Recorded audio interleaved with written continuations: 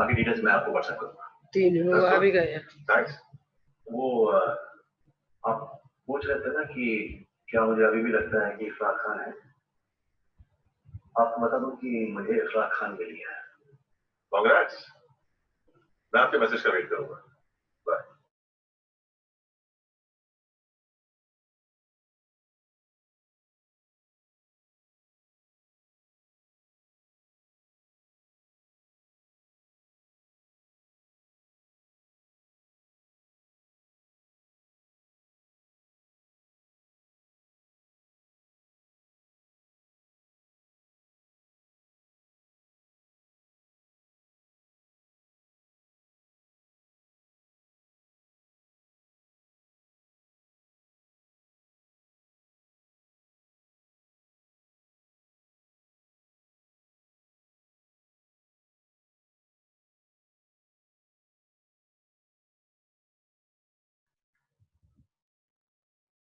Hello.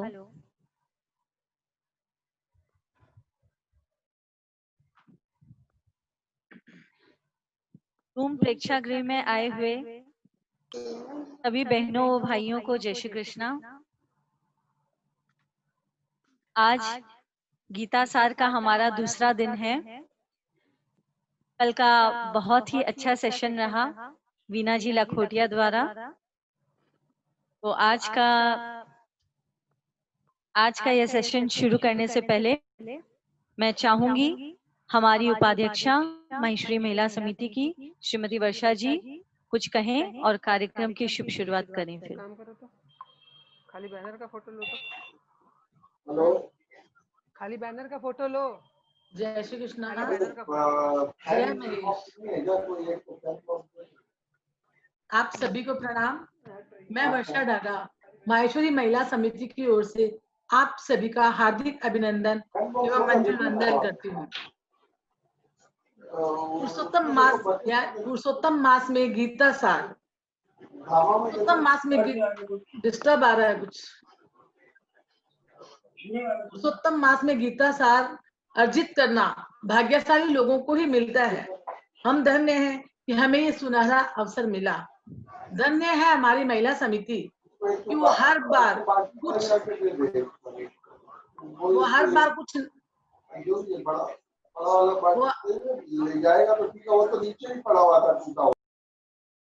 आप लोग अपने आप को म्यूट कर लीजिए ना प्लीज सभी कोई। धन्य है हमारी महिला समिति कि जो हर बार कुछ नया करने की चाह रखते हुए इस आपातकालीन स्थिति में भी इतना सुंदर भव्य आयोजन करने की कल्पना की और साकार किया आप सभी ने मिलकर। आप लोग जूम प्रेक्षागृह में पधारे हो तभी ये कार्यक्रम सफल हो पा रहा है। कल के सुंदर सफल आयोजन में हमारी अपनी श्रीमती बीना जी लाखोटिया के द्वारा बड़े ही सुंदर ढंग से बताया गया कि कर्म प्रधान होता है, कर्म ही धर्म है। और इस चीज को हम लोग सामाजिक संस्थाएं बहुत मानती हैं।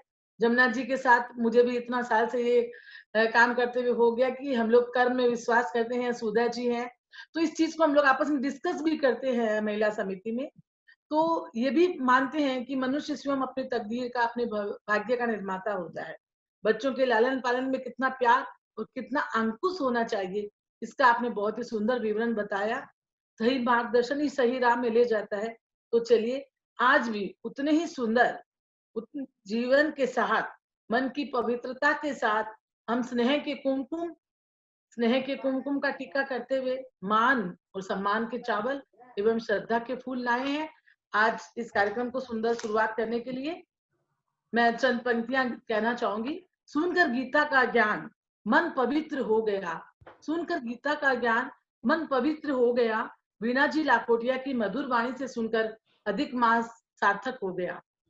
धर्म व कर्म की परिभाषा समझाते आप, धर्म व कर्म की परिभाषा समझाते आप, मीठी वाणी बोले, एक एक शब्द की महिमा बताते हुए आप हमारे दिल को हमेशा छूले, दिल को हमेशा छूले। जय महेश। वीणा जी आप आज का चालू कीजिए कार्यक्रम।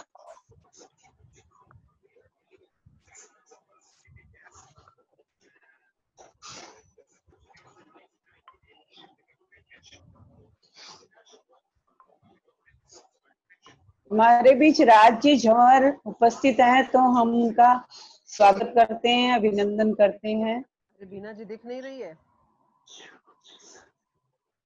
हेलो जी, राज जी प्रणाम। मैं जूम प्रेक्षागृह में आपको देख नहीं पाई थी, हेलो। अभी देख रही हूँ। बहुत ही अच्छा लग रहा है। कृष्णा जी प्रणाम। आप लोग सब बड़े बड़े लोग जुड़े हुए हैं और आपका आशीर्वाद रहता है कि आप ही के पद चिन्हों पे चलते हुए आज ये कार्यक्रम हम लोग कर पा रहे हैं। आप अपने आप को अनम्यूट करके बोलिए राज आंटी।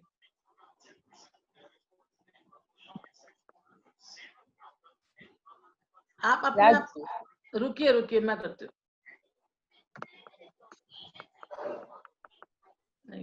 नहीं आ रहा आवाज? आ रही है आवाज, आ रही है। राज जी बहुत बोलिए। बहुत बहुत धन्यवाद, सबको बहुत बहुत बधाई। हाँ राज जी। कल तो प्रदेश का प्रोग्राम था इसलिए नहीं जुड़ सकी। अच्छा और लगा हमें आप आए तो।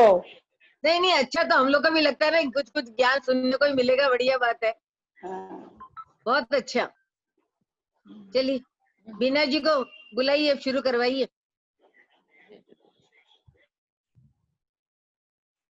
कविता जी। हाँ हाँ, बस आ गई बीना जी, वो बीच में शायद निकल गई थी, आ हाँ गई है हाँ। वापस।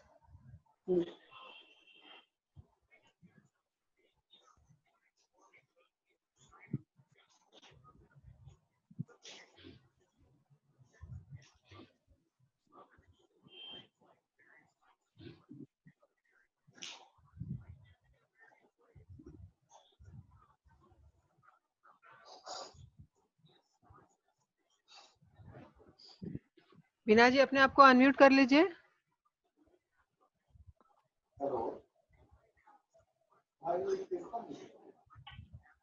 हेलो। हाँ हाँ, आ हाँ, रही है, मेरी आवाज आ आवाज रही है। आ रही है? हाँ आ आ रही है, रही आ आ रही रही है। है बीना जी। जय श्री कृष्णा। जय श्री कृष्ण। हाँ जय श्री कृष्ण।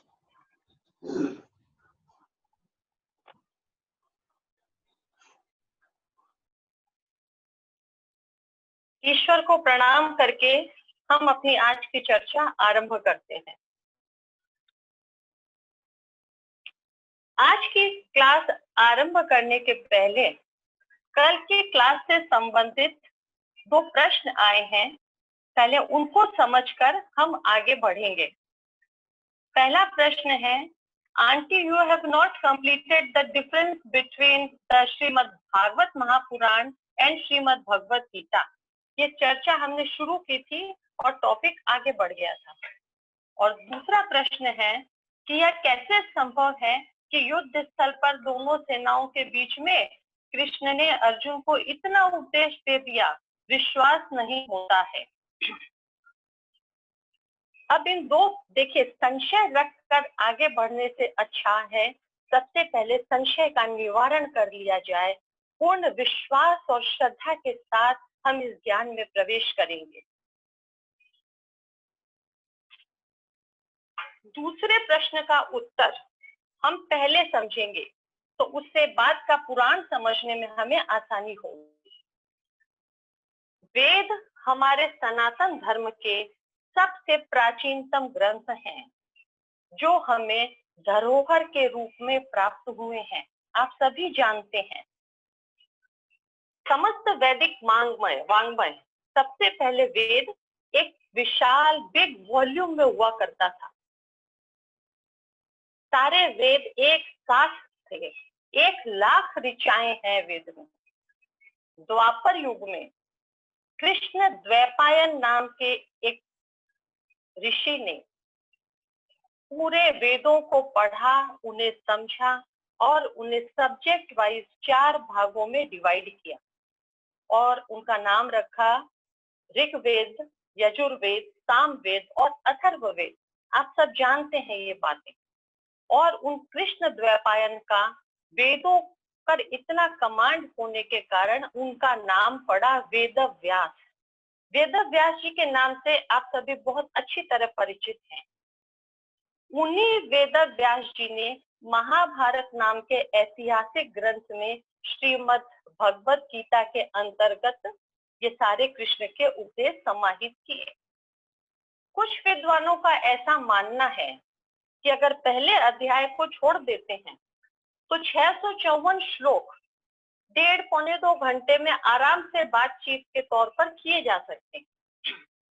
कुछ विद्वानों का ऐसा मानना है कि कृष्ण ने हो सकता है कि यह ज्ञान संक्षेप में दिया हो, लेकिन वेदव्यास जी समस्त वेदों के पूर्ण ज्ञाता थे और वेदों का ज्ञान कालांतर में धूमिल हो रहा था, इसलिए उन्होंने कृष्ण के माध्यम से गीता के ज्ञान को पुनः विस्तार से प्रसारित किया। और इसीलिए ये चूंकि वेदों का ज्ञान ईश्वर द्वारा प्रदत्त था, इसीलिए इस पूरे ज्ञान की रॉयल्टी खुद न लेते हुए इसे कृष्ण के मुख से ही कहा हुआ बताया कि भगवान श्री कृष्ण ने ही यह उपदेश दिया है। अब देखिए, वेदव्यास जी चाहते तो अपने नाम से भी ज्ञान आगे बढ़ा सकते थे। ज्ञान तो ईश्वर द्वारा ही प्रदत्त है, अगर वेदों के समय दिया गया है तो भी और गीता में दिया गया है तो भी। इसलिए हमारे लिए यही उचित है कि हम इसे ईश्वर की वाणी समझकर इस पर पूर्ण श्रद्धा और विश्वास से आगे बढ़ें, क्योंकि इतने वर्ष पहले के बातों में हमारे पास कोई प्रूफ नहीं हो सकता है। ये तो हुआ इस प्रश्न का जवाब कि कैसे संभव था। अब बढ़ते हैं कि aunty, you have not completed the difference between Shrimad Bhagavata Mahapuran and Shrimad Bhagavad Gita. वेदों का इतना बड़ा विशाल वॉल्यूम, वेद इतने कठिन संस्कृत में लिखे हुए कि संस्कृत जानने वाला आम विद्वान भी वेदों के ज्ञान को नहीं समझ सकता है। वेदों को साधारण समझाने के लिए उपनिषद लिखे गए। ये चारों वेद ब्रह्म द्वारा प्रदत्त होने के कारण इन्हें ब्रह्म संहिता कहते हैं। बाद में इन वेदों को समझाने के लिए ब्राह्मणों ने यानी शिक्षकों ने, मैंने कल समझाया है, ब्राह्मण माने उस समय का शिक्षक वर्ग, ब्राह्मणों ने, ऋषियों ने इस पर अनेक टीकाएं लिखी, जिसे आज हम नोट्स कहते हैं। अनेक टीकाएं लिखी इन पर ब्राह्मणों ने। वे सारी टीकाएं ब्राह्मण ग्रंथ कहलाई। उन ब्राह्मण ग्रंथों में सारे पुराण, सारी स्मृतियां और ये क्या कहते हैं आपके और भी जितने भी ग्रंथ थे, मीमांसाएं, ये सारी ब्राह्मण ग्रंथों के अंतर्गत आती है। एक हुआ ब्रह्म ग्रंथ, ब्रह्म संहिता, और ये ब्राह्मण संहिता। इसमें सारे उपनिषद, ये पुराण, संहिता, मीमांसा इत्यादि आती हैं। जितने भी पुराण हैं वे सारे पुराण वेदों के ही सूत्रों को समझाने के लिए कथाओं के माध्यम से लिखे गए हैं। अब देखिए, जितने भी पुराण हैं, विष्णु पुराण, शिव पुराण, देवी भागवत पुराण, श्रीमद् भागवत महापुराण, सब में कथाओं के माध्यम से ही ज्ञान को समझाया गया है। और ज्ञान कौन सा? जो वेदों में वर्णित है, और उन्हीं वेदों के ज्ञान का सूक्ष्म रूप है श्रीमद् भगवत गीता। अब ये फर्क समझिए कि श्रीमद् भागवत महापुराण क्या है और श्रीमद् भगवत गीता क्या है। गीता में जितने सूत्र हैं, फॉर्मूलाज हैं, उनको कथाओं के माध्यम से समझाया गया है पुराणों में। तो श्रीमद् भागवत महापुराण में विष्णु के सारे अवतारों का वर्णन है, वह भी इनके वेदव्यास जी द्वारा ही रचित है।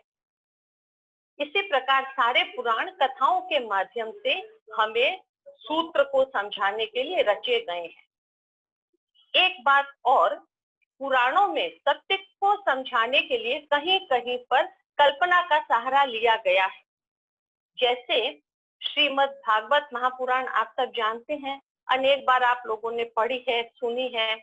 जैसे अजामिल की जिस समय मृत्यु हुई, वह खुली आंखों से देख रहा है, उसे पूरा होश है। एक तरफ यमदूत आ गए, एक तरफ विष्णु दूत आ गए, दोनों तरफ से दोनों के दूत आए।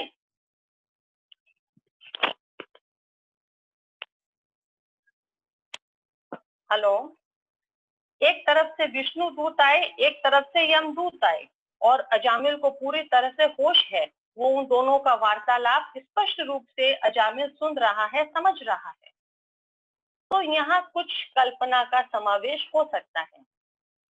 एक और उदाहरण देखिए कि जैसे गोकर्ण जी का जन्म हुआ, हम तो बड़ी श्रद्धा से सुनते हैं कि गाय के पेट से इंसान के स्वरूप का बालक पैदा हुआ, उसके कान भी गाय जैसे हैं। तो अभी के बुद्धि प्रधान समाज में पुराणों की चकाचौंध कुछ कम होती नजर आती है, ऐसा मेरा मानना है। तो श्रीमद् भागवत महापुराण में और श्रीमद् भगवत गीता में यही फर्क है। गीता सूत्र रूप में है, आप यूं समझिए कि आप लॉ की किताब पढ़ते हैं, तो गीता लॉ की पुस्तक है और पुराण लॉ जर्नल है, उस पर आधारित कहानियां, उस पर आधारित दृष्टांत, वो है भागवत महापुराण। और ये सूत्र में फॉर्मूलाज में डायरेक्ट ज्ञान दिया हुआ है, कोई कहानी नहीं, कोई किस्सा नहीं, ये है श्रीमद् भगवत गीता। मैं आशा करती हूँ कि आपको अब समझ में आ गया होगा कि भागवत महापुराण और श्रीमद् भगवत गीता में क्या अंतर है। मेरे सभी युवा भाई बहनों से मेरा अनुरोध है कि पूरी तरह से समझें। आप अपना अनमोल समय लगाकर अगर गीता सुनने बैठे हैं तो किसी भी एक सूत्र भी नहीं समझ में आए तो बिना संकोच के पूछिए, इसमें कोई हिचक नहीं है, मन में संशय न रखें। श्रद्धा और विश्वास ही धर्म की पहली नींव है। किसी भी बात में अगर संशय होगा तो हम अपने गुरुजनों या संतों की बातों को सुन लेंगे, समझना पड़ेगा, विश्वास करना पड़ता है, इसलिए विश्वास करेंगे, हमें स्वतः विश्वास नहीं होगा। इसलिए सबसे पहले विश्वास की नींव को मजबूत कीजिए। अब हम अपने कल के क्लास में आगे बढ़ते हैं। अर्जुन पूरी तरह से मानसिक अवसाद में घिरे हुए हैं। वे बार बार अपने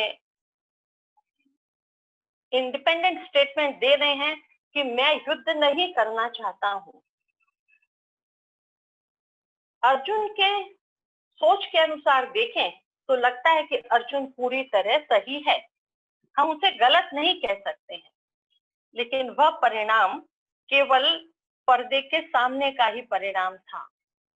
अगर अर्जुन के कहे अनुसार युद्ध नहीं होता तो पूरे हस्तिनापुर में अधर्म व्याप्त हो जाता, समस्त हस्तिनापुर में अधर्म व्याप्त हो जाता।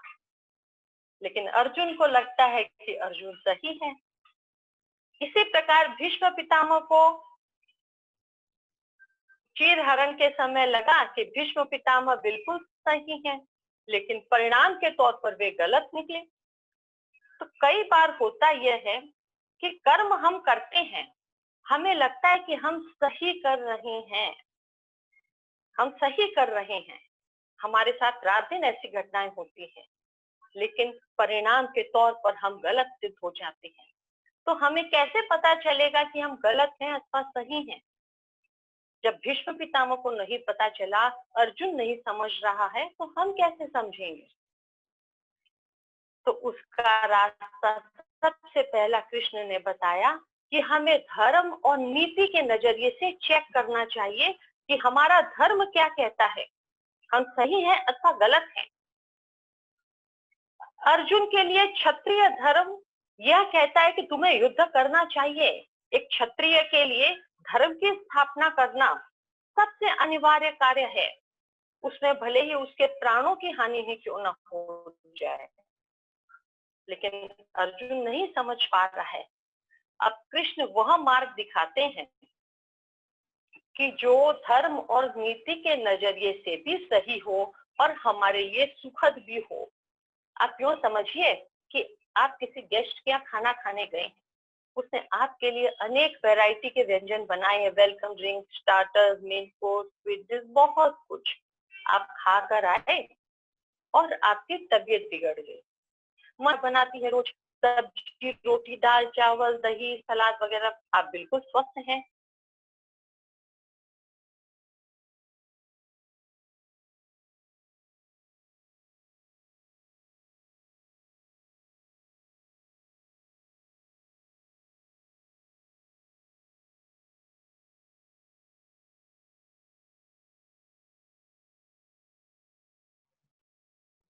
उनका कुछ नेटवर्क प्रॉब्लम हो गया लग रहा है। एक बार फोन में बात कर लो। निकल गए हैं वापस।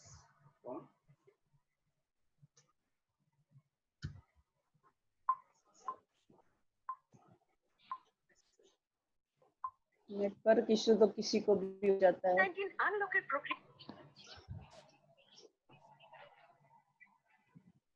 वो वापस निकल गए हैं।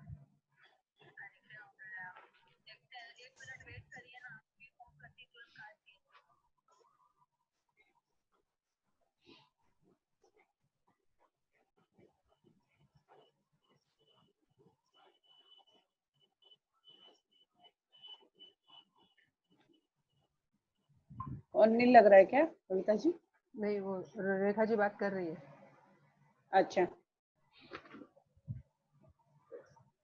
श्री कृष्ण गोविंद हरे मुरारी, हे नाथ नारायण वासुदेवा। श्री कृष्ण गोविंद हरे मुरारी, हे नाथ नारायण वासुदेवा। श्री कृष्ण गोविंद हरे मुरारी, हे नाथ नारायण वासुदेवा। श्री कृष्ण गोविंद हरे मुरारी, हे नाथ नारायण वासुदेवा। हे नाथ नारायण वासुदेवा, हे नाथ नारायण वासुदेवा। श्री कृष्ण गोविंद हरे मुरारी, हे नाथ नारायण वासुदेवा। श्री कृष्ण गोविंद हरे मुरारी, हे नाथ नारायण वासुदेवा। हे नाथ नारायण वासुदेवा, हे नाथ नारायण वासुदेवा। श्री कृष्ण गोविंद हरे मुरारी, हे नाथ नारायण वासुदेवा। श्री कृष्ण गोविंद हरे मुरारी, हे नाथ नारायण वासुदेवा। हे नाथ नारायण वासुदेवा, हे नाथ नारायण वासुदेवा। श्री कृष्ण गोविंद हरे मुरारी, हे नाथ नारायण वासुदेवा। श्री कृष्ण गोविंद हरे मुरारी, हे नाथ नारायण वासुदेवा। हे नाथ नारायण वासुदेवा, हे नाथ नारायण वासुदेवा। श्री कृष्ण गोविंद हरे मुरारी, हे नाथ नारायण वासुदेवा। हे नाथ नारायण वासुदेवा, हे नाथ नारायण वासुदेवा। श्री कृष्ण गोविंद हरे मुरारी, हे नाथ नारायण वासुदेवा। हे नाथ नारायण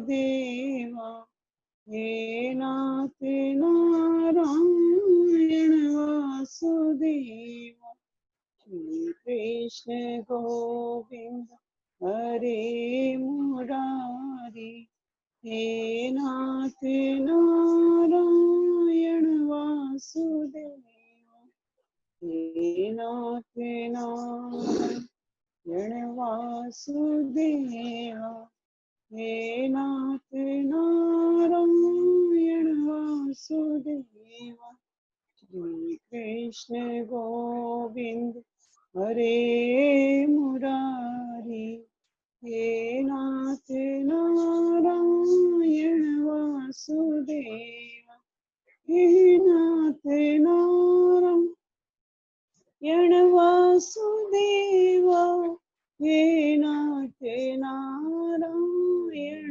वासुदेवा श्री कृष्ण गोविंद हरे मुरारी हे नाथ नारायण वासुदेवा श्री कृष्ण गोविंद हरे मुरारी हे नाथ नारायण वासुदेवा।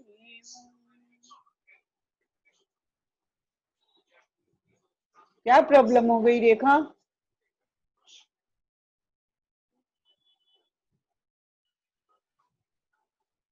आप किए अभी?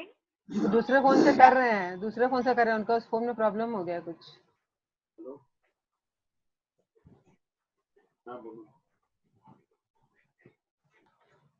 रेखा भजन कर लो एक ठो।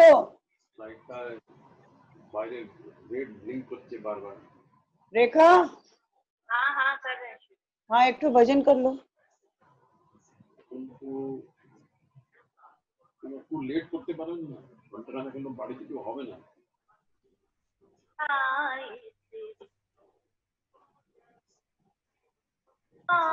तुम्हारे हाथों में सब भार, तुम्हारे हाथों में है गीत, तुम्हारे हाथों में और हार, तुम्हारे हाथों में और हार, तुम्हारे हाथों में। यदि मानव का मुझे जन्म मिले तो सब चरणों का पुजारी बनूं, तो सब चरण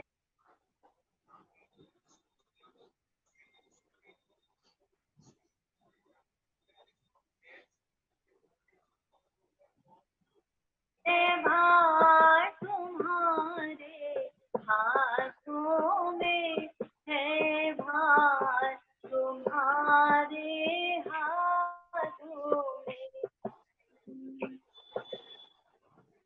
जो जग में रहूं तो ऐसे रहूं, यूं जग में कमल का फूल रहे, जो जल में कमल का फूल।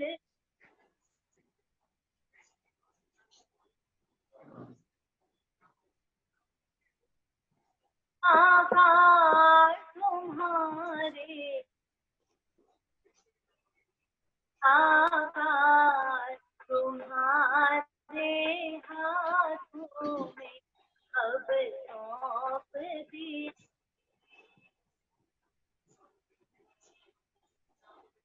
आकाश तुम्हारे,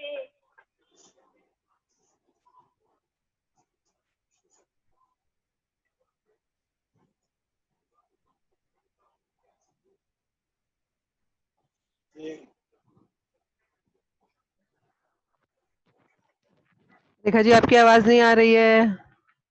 मैं नर हूँ तुम नारायण हो, मैं नर हूँ तुम नारायण हो, मैं हूँ संसार के हाथ हाथों में संसार तुम्हारे, हाथों में संसार तुम्हारे, हाथों में अब सौंप दिया इस जीवन का सब भार तुम्हारे, हाथों में सब भार तुम्हारे, हाथों में है जीत तुम्हारे हाथों में, और हार तुम्हारे हाथों में, और हार तुम्हारे हाथों में। कविता जी उनका ज्वाइन हुआ क्या?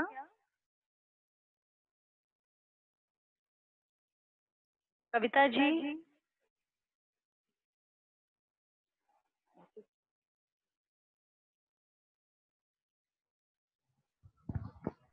हाँ बस 2 मिनट में आ रही है बीना जी। कनेक्ट हो गया ना, मतलब उनका फोन? वो दूसरे लैपटॉप में ट्राई कर रही है। अच्छा, तब तक एक और भजन कर ले, और तो क्या कर सकते हैं। सभी से अनुरोध है कि टेक्निकल प्रॉब्लम्स हो जाती हैं। मुझे लगता है उन्होंने ज्वाइन कर लिया है, तो आप सब यूं ही बने रहें। 5-10 मिनट की देर जरूर हो गई है, लेकिन हम फिर से उन्हें सुन पाएंगे अब। बीना जी रेडी हैं क्या? अभी दिखा तो रहा था कि दैट शी हैज जॉइन्ड।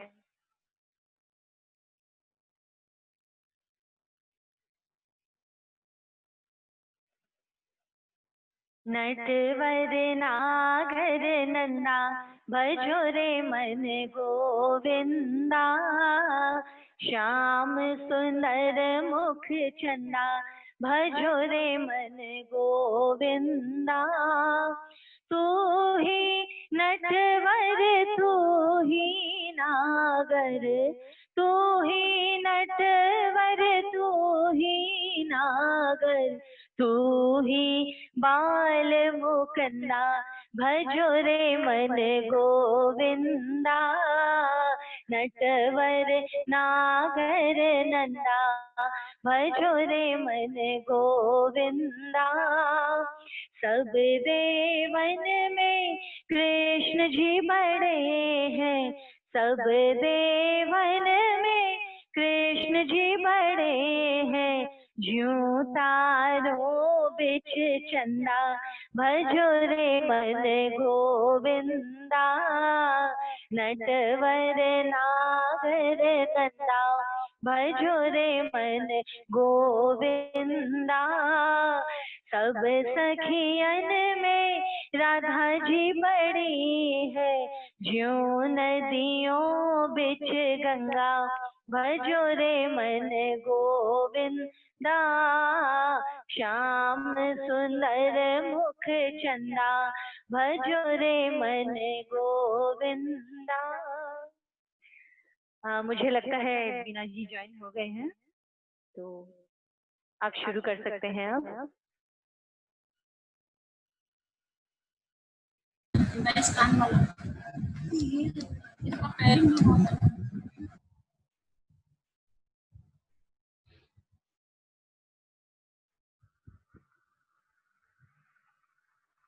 आपकी आवाज नहीं आ रही है, म्यूट अनम्यूट करिए, आप म्यूट है।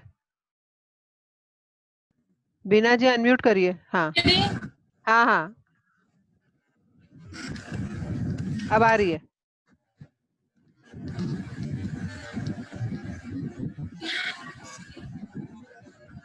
सबसे बहुत बहुत माफी चाहती हूँ, वो नेटवर्क इशू के कारण थोड़ा सा समस्या आ गई थी, लेकिन अब ठीक है, कोई प्रॉब्लम नहीं है। बस 1 मिनट में ईयरफोन लगा लेती हूँ इस डिवाइस से पेयरिंग वाला। ऐसे मेरी आवाज सुनाई दे रही है आप लोगों को?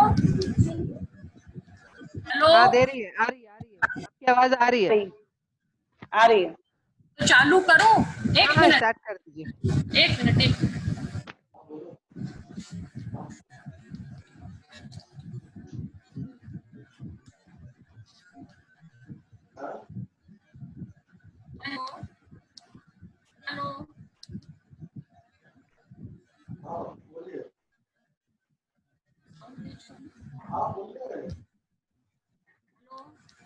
साउंड कम नहीं आ रहा है। अब धीरे हो रही है।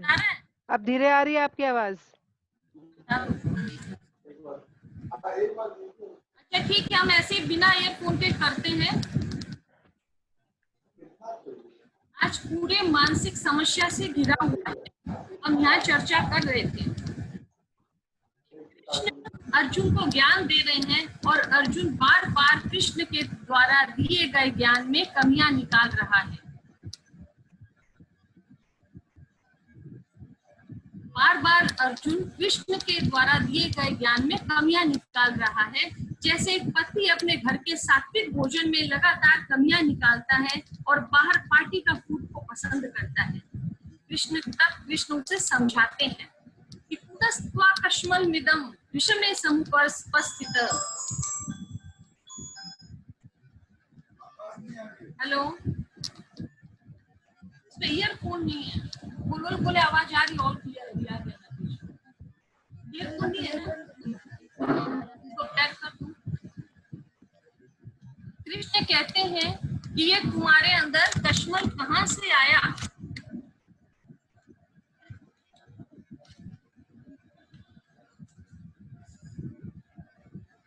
तुम्हारे अंदर में मैल कहाँ से आया? तुम तो समस्त दैवीय गुणों से परिपूर्ण हो। यह मानसिक दुर्बलता तुम्हारे अंदर कैसे आई? मन के हारे हार है और मन के जीते जीत।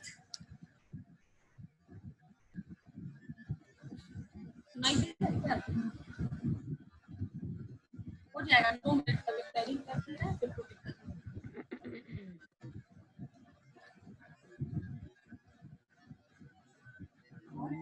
बीना जी, हेलो, आपका आवाज ऐसे क्लियर आ रहा है, आप कंटिन्यू करिए, भले कोई डिस्टर्ब नहीं हो रहा है। आपका आवाज क्लियर आ रहा है एकदम। अच्छा ठीक है। हाँ हाँ जी, जस्ट मेरा वीडियो ऑन करो, पंखा क्लियर आ रहा है, आवाज आ रही है। वीडियो ऑन, सब कोई बोल रहे हैं क्लियर आ रहा है, आप कंटिन्यू करिए। हाँ हाँ जी, ओके जी।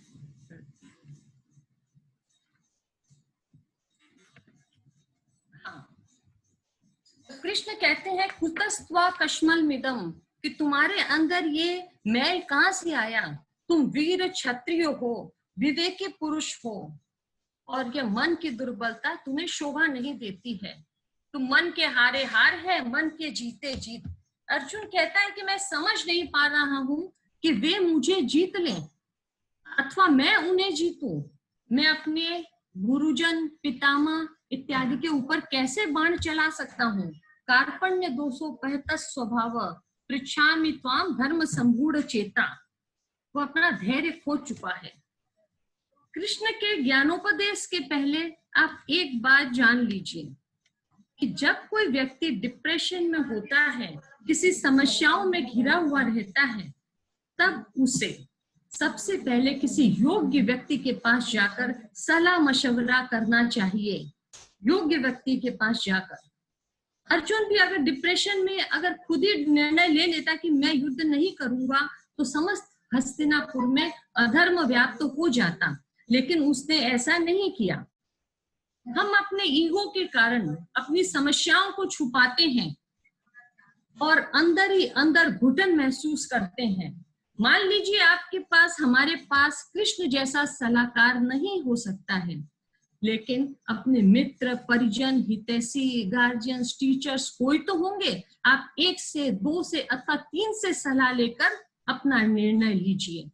उस समय अपने ईगो और अपनी घुटन को हटा दीजिए। महापुरुषों के द्वारा लिखे गए ग्रंथ और जीवनियां हमें छोटी छोटी बातों की भी बहुत बड़ी बड़ी शिक्षा देकर जाते हैं। कई बार हम बात पूछते हैं, दूसरों से सलाह लेते हैं, लेकिन घुमा फिरा कर आवरण में, व्यवहार में इतनी सरलता होनी चाहिए कि पूछने वाला सरलता से पूछे और बताने वाला सरलता से बताए। गोल गोल घुमा कर पूछना और घुमा कर उत्तर देना सज्जन व्यक्तियों को शोभा नहीं देता है।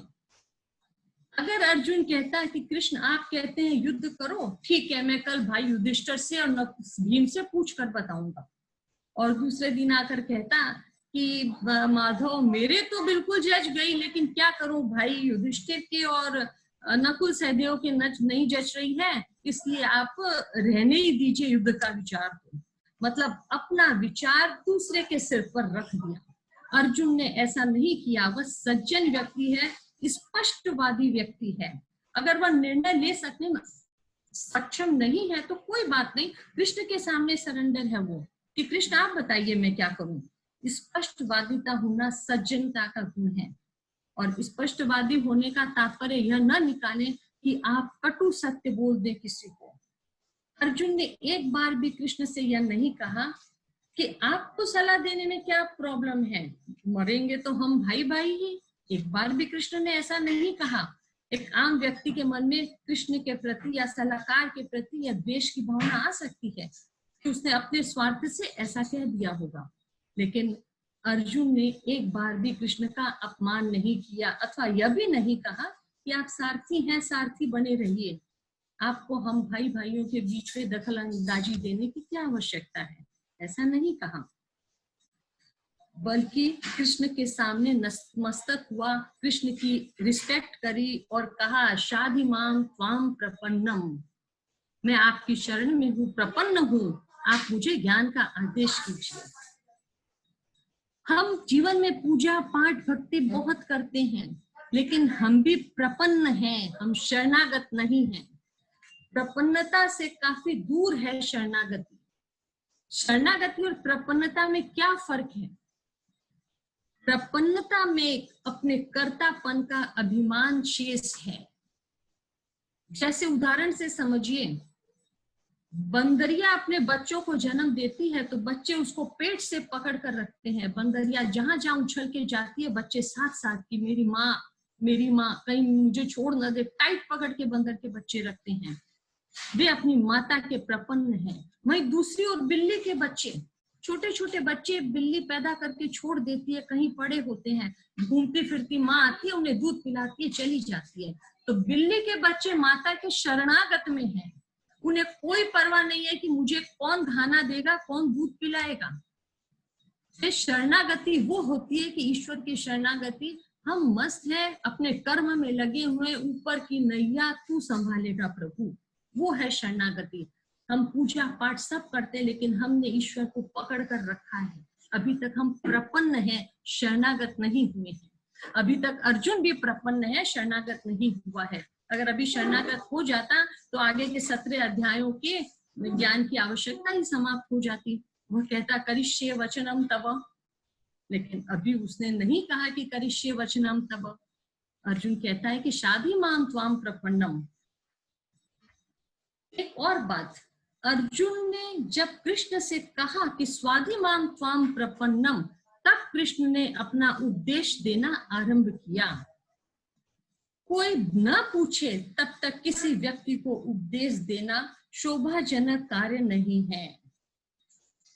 कई लोगों की आदत होती है आते जाते बेवजह किसी पर कमेंट करना, कोई टिप्पणी देना, एक ज्ञान देकर चले जाते हैं। अभी के बौद्धिक युग में इस प्रकार की आदतें बच्चों को बिल्कुल नहीं पसंद आती हैं। कोई आपसे समस्या है, पूछे तो आप उसका निराकरण कीजिए, अन्यथा आपको कोई आवश्यकता नहीं है उसे ज्ञान देने की। सब अपने आप में ज्ञान के भंडार हैं। अर्जुन ने कहा, तब कृष्ण ने ज्ञान देना आरंभ किया। अर्जुन कृष्ण से प्रपन्न है, कृष्ण की ज्ञान दीजिए मुझे। और भक्ति मार्ग में तो जो आदमी शरणागति स्वीकार कर ले, उससे महान तो कोई है ही नहीं। जो अपने आप को खो देता है वही उसकी सबसे बड़ी प्राप्ति है। अब अर्जुन सुनने के मूड में आया है। देखिए, क्रोध के आवेश में किसी को कोई ज्ञान देने से व्यक्ति समझ नहीं सकता है। वो अपने नॉर्मल नेचर में आ जाए तब उसे ज्ञान देना आरंभ करना चाहिए, नहीं तो बातें बिगड़ भी सकती हैं। हाँ, तो अब कृष्ण और अर्जुन के जैसा शिष्य दुनिया में एक मिसाल है। बिल्कुल स्पष्टवादिता, बिल्कुल सज्जनता, अर्जुन प्रपन्न है, मन में कोई खोट नहीं है, जितने भी मन में विचार थे सारे उसने खोल कर कृष्ण के सामने रख दिए कि ये मेरी मानसिक दुविधा है, मैं इन इन कारणों से युद्ध नहीं करना चाहता हूँ।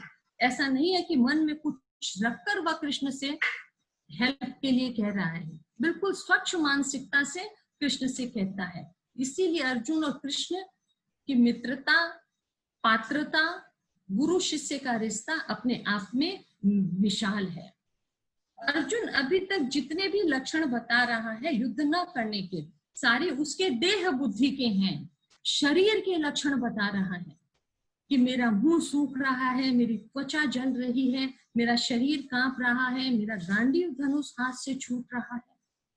सारे देह बुद्धि के लक्षण बताता है, उसकी आत्मा के एक भी लक्षण नहीं है। अब कृष्ण उसके देह बुद्धि और आत्मज्ञान को अलग अलग उसे समझाने के लिए उसे उपदेश देना आरंभ करते हैं, जिससे अर्जुन समझ जाए कि तुम देह भाव में अटके हुए हो, तुम्हारी आत्मा इससे कहीं अलग है। इसीलिए कृष्ण ने सबसे पहले दूसरे अध्याय में सांख्य योग का उदाहरण दिया, सांख्य योग का उदाहरण दिया। अब देखिए, संसार में मोह माया दो प्रकार की होती है, दो प्रकार की मोह माया होती है। पहली माया है अज्ञान, ईश्वरकृत अज्ञान, जो हम सब जानते हैं। यह सृष्टि का ज्ञान, सृष्टि क्षणभंगुर है, नश्वर है, जो है सब ईश्वर की माया है। भगवान कहते हैं ना, मम माया दूरत्यया, सब कुछ ईश्वर की माया है जो है। ये है ईश्वरकृत अज्ञान, भगवान की माया। दूसरी माया है हमारे मनुष्यकृत अज्ञान, जो हमने भी इस धरती पर अपनी एक माया चारों ओर से बना ली है। मेरा पति, मेरा पुत्र, मेरा घर, मेरा पड़ोस, मेरा शरीर। क्योंकि अर्जुन देह बुद्धि में अटका हुआ है, इसलिए कृष्ण उसकी इस लोअर लेवल के अज्ञान को हटाने के लिए हायर लेवल के अज्ञान का पर्दाफाश करते हैं। या यूं समझिए कि उसकी देह की नश्वरता का ज्ञान देने के लिए आत्मा की अमरता का ज्ञान देते हैं। इसीलिए गीता में अध्यात्म जगत के ज्ञान के साथ साथ व्यवहार जगत का भी ज्ञान है। इस जगत का ज्ञान अध्यात्म ज्ञान के द्वारा इस ज्ञान का समीकरण कर दिया गया है।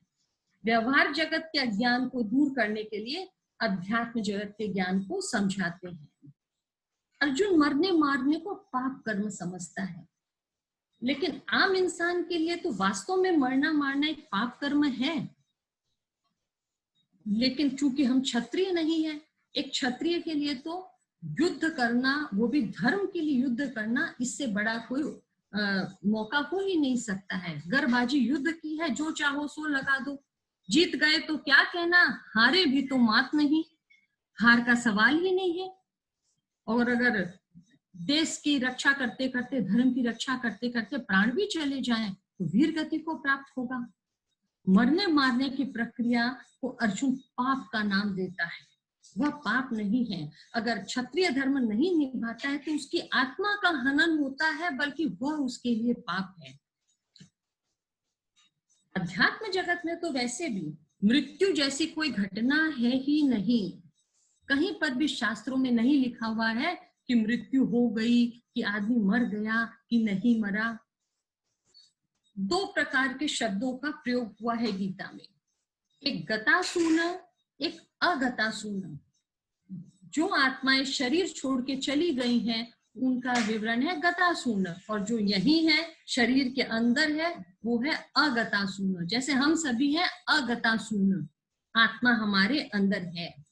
जैसे बचपन, जवानी, बुढ़ापा सब शरीर के स्टेशन है, वैसी जन्मना और मरना, जन्मना और चले जाना, फिर आना संसार में, फिर जाना, फिर संसार में आना, फिर जाना, ये आत्मा की क्रिया है।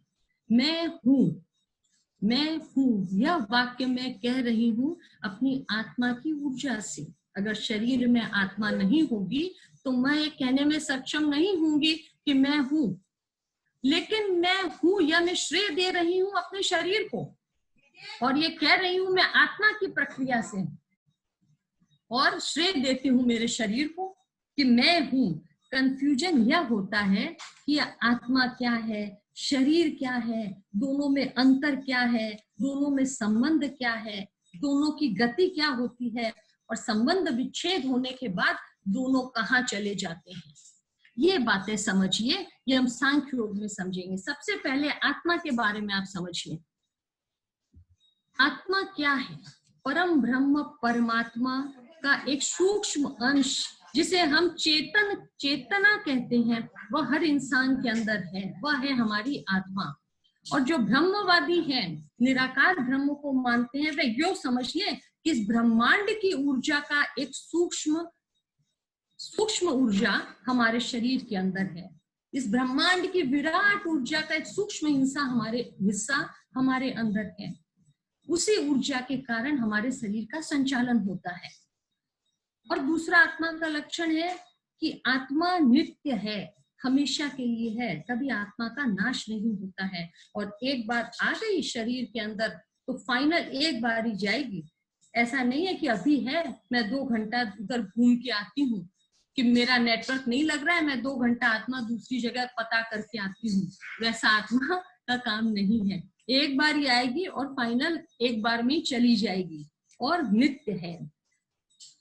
और एक विशेष पर सबकी आत्माओं का स्वरूप एक समान होता है। सबकी आत्माओं का स्वरूप एक समान होता है। किसी की भी आत्मा एक से दूसरे की आत्मा भिन्न नहीं है।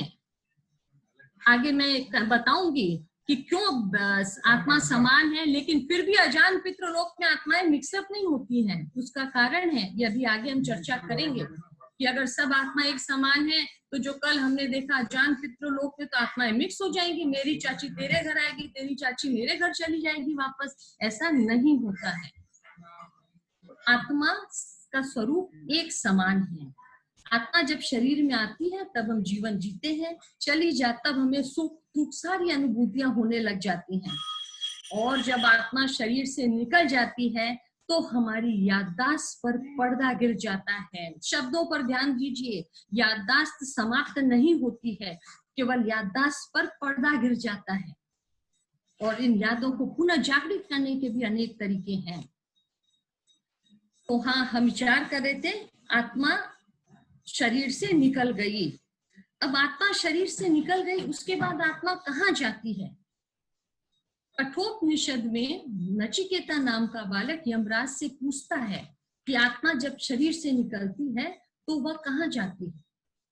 जब शरीर से निकलने के पश्चात यह जो भौतिक शरीर है, जो पंच तत्वों से बनता है, पृथ्वी जल वायु अग्नि आकाश से बना हुआ है, पंच तत्वों का शरीर, पंच तत्वों से बना हुआ निर्मित शरीर, यह पुनः धरती में मिला दिया जाता है। देखिए, सभी धर्मों में पंच तत्वों में विलीन करने के अलग अलग प्रोसेस हैं। हम हिंदू लोग जलाते हैं, क्रिश्चियन लोग, मुस्लिम लोग जमीन में गाड़ देते हैं, तो भी वह पंच तत्वों में ही विलीन होती है। सिंधी लोग जंगलों में छोड़ देते हैं कि जंगल के प्राणी अपनी भूख मिटाकर उसके बाद भी उनकी विष्ठा के द्वारा वह तत्वों में विलीन हो जाती है। तो किसी पद्धति में कोई फर्क नहीं है, लास्टली पंच तत्वों में मिलना है हर शरीर को। और प्रकृति को शरीर लौटा दिया गया। अब आत्मा कहाँ जाती है? जिस प्राणी में आसक्ति होती है उसी योनि में पुनः नए जीवन में प्रवेश करती है। मृत्यु के पश्चात 13 दिन तक आत्मा घूमती है, सारे द्वादशा त्रयोदशा के पश्चात अजान पितृलोक में रहती है। और जब आत्मा को अपना प्रारब्ध भोगने के अनुसार उचित माहौल या घर मिल जाता है, मैंने कहा ना 100 वर्षों तक अजान पितृलोक में आत्मा का निवास की व्यवस्था है। 100 वर्षों के अंतराल में किसी भी समय, हो सकता है कि अभी गई 1 साल में घर मिल जाए, हो सकता है 10 साल बाद मिले। जिस अनुकूल अपने घर या माहौल आत्मा को मिल जाता है, तब वह माता के उदर में उम्ब में प्रवेश करती है।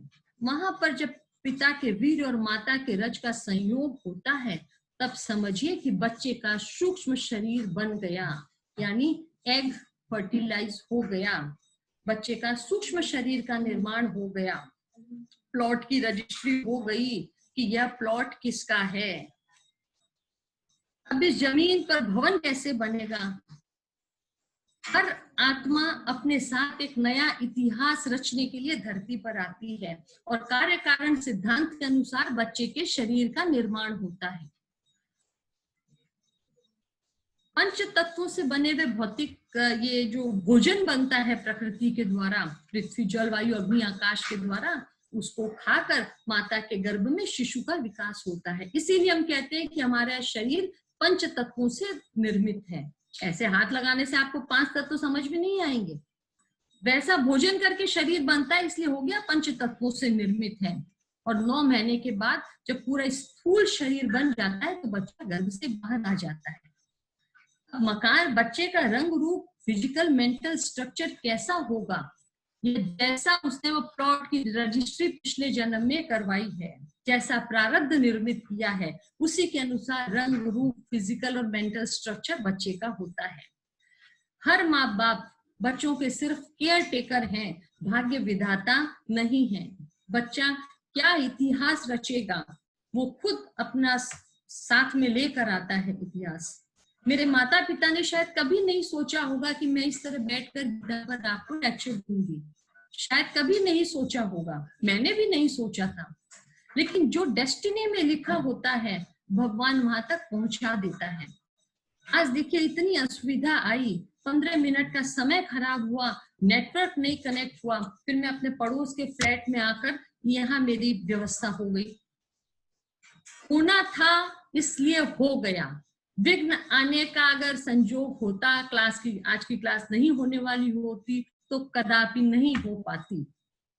लेकिन ईश्वर की कृपा है कि समय व्यर्थ हुआ, लेकिन हमने तब तक भजनों का आनंद ले लिया और हम वापस सब कनेक्ट हो गए।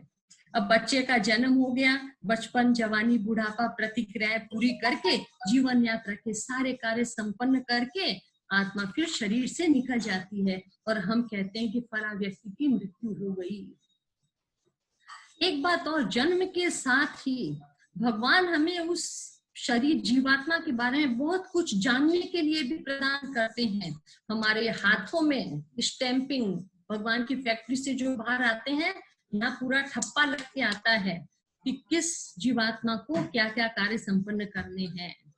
आज समस्त विश्व को ज्योतिष शास्त्र का ज्ञान हमारे हिंदुस्तान ने ही दिया है। हमारे सनातन धर्म में जो अथर्व वेद है उसमें सारे ज्योतिष शास्त्र की विधाएं हैं जो भारतवर्ष ने समग्र विश्व को प्रदान की है। और सिर्फ ज्योतिष शास्त्र नहीं, पूरा वास्तु शास्त्र। आप अगर कभी अथर्व वेद खोले देखें तो उसमें स्थापत्य दर्शन के नाम से एक अध्याय है कि भूमि पर भवन निर्माण कैसे होता है। आज पूरा विश्व उसे बिल्डिंग बायोलॉजी के नाम से जानने लगा है। कुछ लोग कहते हैं कि अब वास्तु प्रकट हुआ, इतने वर्ष कहाँ था? तो इतने वर्ष कहाँ था? 600 वर्ष के पहले तक तो हिंदुस्तान जब उन्नत स्तर पर था, हमारे नालंदा विश्वविद्यालयों में सारी शिक्षाएं दी जाती थी। गत 500-600 वर्षों से गुलामी की जंजीरों में जकड़े हुए हिंदुस्तान खोखला हो गया, पुस्तकालयों में आग लगा दी गई। और उस समय प्रिंटिंग मशीन नहीं थी समाज में, हैंड रिटन प्रतियां होती थी। जब 1900 सदी में आरंभ में प्रिंटिंग मशीनें आई तब ये सारे वेदों के बहुत वॉल्यूम छपने लगे, इसकी शॉर्टेज थी और वॉल्यूम छपने लगे। तब हिंदुस्तान परतंत्र था, रोटी कपड़ा और मकान में उलझा हुआ था। जब सब कुछ सेटल हो गया तो 60 और 70 के दशक से वास्तुशास्त्र, ज्योतिष शास्त्र सब ने जोर पकड़ लिया और हमारी खोई हुई संस्कृति पुनः जागने लग गई। तो भगवान ने हमें मौका दिया है ज्योतिष शास्त्र के द्वारा जानने का कि बच्चे के जीवन में क्या होने वाला है। एक्सपायरी डेट शरीर की होती है, आत्मा की नहीं होती है। जब किसी स्वजन की मृत्यु होती है तो हम बड़े दुखी हो जाते हैं, लेकिन यह सोचना चाहिए कि आत्मा अपने मिशन पर आई थी, उसने बखूबी अपना कर्म निभाया और वह काम पूरे करके चली गई। इसीलिए कृष्ण कहते हैं कि मरे हुए का शोक और किसी के जन्मने पर हर्ष और दुख करने का कोई औचित्य है ही नहीं। ये सब तो आत्मा के स्टेशन है। फिर भी हमारा कोई स्वजन चला जाता है तो हमारे दिल का एक टुकड़ा उसके साथ हमेशा के लिए उसके साथ चला जाता है, हमारे ऊपर दुख का पहाड़ टूट पड़ता है।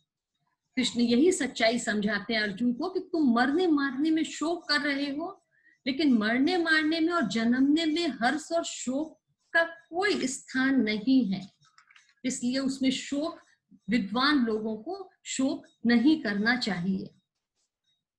वैसे भी सुख और दुख की अनुभूति जितनी भी होती है सभी इंद्रियों का विषय है, हमारी आत्मा का विषय नहीं है। अब इंद्रियां क्या होती हैं? जब मनुष्य का शरीर बनता है, देखिए ये इंद्रियों का ज्ञान, ये सांख्य योग कृष्ण ने क्यों दिया? क्योंकि आगे के जो अध्याय हैं कि हमारे कर्म भी इंद्रियों के सुख दुख से प्रभावित होते हैं, हमारी भक्ति भी इनसे प्रभावित होती है, हमारा ज्ञान, पूरा जीवन हमारे इंद्रियों से प्रभावित होता है। अगर यूं समझें कि पूरे गीता का ज्ञान इंद्रियों के बारे में ही है कि इंद्रियों को कैसे नियंत्रण में रखें, देखना ना इंद्रियों के घोड़े भगे, रात दिन इन पर संयम के कोड़े लगे। रेखा जी बहुत अच्छा भजन गाती हैं, रात दिन इन पर संयम के कोड़े लगे। गीता का शास्त्र माने इंद्रिय निग्रह का शास्त्र, इंद्रियों को कंट्रोल करने का शास्त्र। अब ये इंद्रियों के बारे में जानिए। जब इंद्रियां वस्तु के संपर्क में आती हैं तो उन्हें अपने सेंसेस जागृत होते हैं। एक शरीर में जब बच्चा पैदा होता है 5 ज्ञानेंद्रियां होती हैं, कान, आंख, नाक, मुंह और त्वचा। अब इनके सब्जेक्ट्स क्या है, विषय क्या है? कान का विषय है शब्द, आंख का रूप, गंध, रस, और त्वचा का विषय क्या है? स्पर्श। तो 5 ज्ञानेंद्रियां, इनके 5 विषय, इनको कहते हैं तन्मात्रा। 5 ज्ञानेंद्रियां, 5 तन्मात्राएं। और 5 होती है हमारी कर्मेंद्रियां, हाथ, पांव, मुंह और मलमूत्र के मार्ग। ये 5 कर्मेंद्रियां हैं। तो 15 हो गए, और 5 होते हैं महाभूत, पृथ्वी, जलवायु, अग्नि, आकाश। ठीक है, इतने तो सब मनुष्यों में कॉमन होते हैं। आत्मा भी सब में कॉमन होती है। तो फिर सब में फर्क क्या है? सब इंसानों में फर्क होता है अंतःकरण का। हमारा अंतःकरण किस चीज से बनता है? मन, बुद्धि, चित्त और अहंकार। जब आत्मा गर्भ में प्रवेश करती है तभी मन, बुद्धि, चित्त, अहंकार भी डेवलप होते हैं। अब ये मन क्या होता है? हमारे जैसे इतने विचार मन में आते हैं, एक घड़ी के लिए कितने विचार उठते हैं, बैठते, संकल्प विकल्प हजारों आते हैं। जैसे गत 15 मिनट पहले मेरे कितने विचार आ रहे थे कि लोग परेशान हो रहे होंगे, कहाँ से जुड़े होंगे, सब अपसेट हो जाएंगे, अगर क्लास नहीं हो पाई तो क्या होगा, अगर नेट नहीं कनेक्ट हुआ तो क्या होगा। मैं बड़ी चिंतित हो गई थी। एक साथ हजारों विचार मेरे माथे में घूमड़ रहे थे कि बड़ी गलत बात लगेगी, मैं रेखा जी को क्या जवाब दूंगी, क्यों ऐसा हो गया, कुछ वगैरह मेरी मानसिकता थी।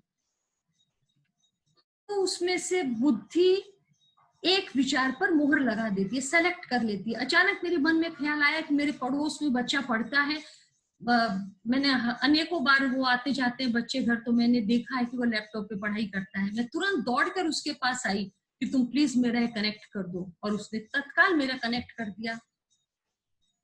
तो मन जितने संकल्प विकल्प देता है, बुद्धि उसमें से एक विचार पर मोहर लगा देती है। यह है बुद्धि का काम। चित्त क्या होता है? चित्त इज ए रिकॉर्डर। हम जितनी भी बातें हमारे मन में आती हैं वो सारी चित्त में रिकॉर्डिंग होती हैं। जो पुराणों में हमने जो कथाएं कहते हैं ना, अभी जो मैंने बताया पुराण क्या होते हैं, पुराणों में जिसे हम कहते हैं कि चित्रगुप्त का चोपड़ा वहां बैठा है लिखने, यमराज के यहाँ सारी बातें लिखी जाती हैं। यमराज के घर में चित्रगुप्त बैठा है हमारा सब कुछ सही गलत लिखने के लिए। पुराणों में उसे कहते हैं चित्रगुप्त का चोपड़ा, वो लिख रहा है उसमें खाते में। लेकिन ये चित्त और कहीं वहां तीसरे आसमान में नहीं है, ये यहाँ है चित्त, इसी में सारी रिकॉर्डिंग होती है। इसीलिए हमारे धर्म में कहते हैं कि जो भूल अनजाने में हम करते हैं वह अपराध क्षम्य है। क्यों कहते हैं ऐसा?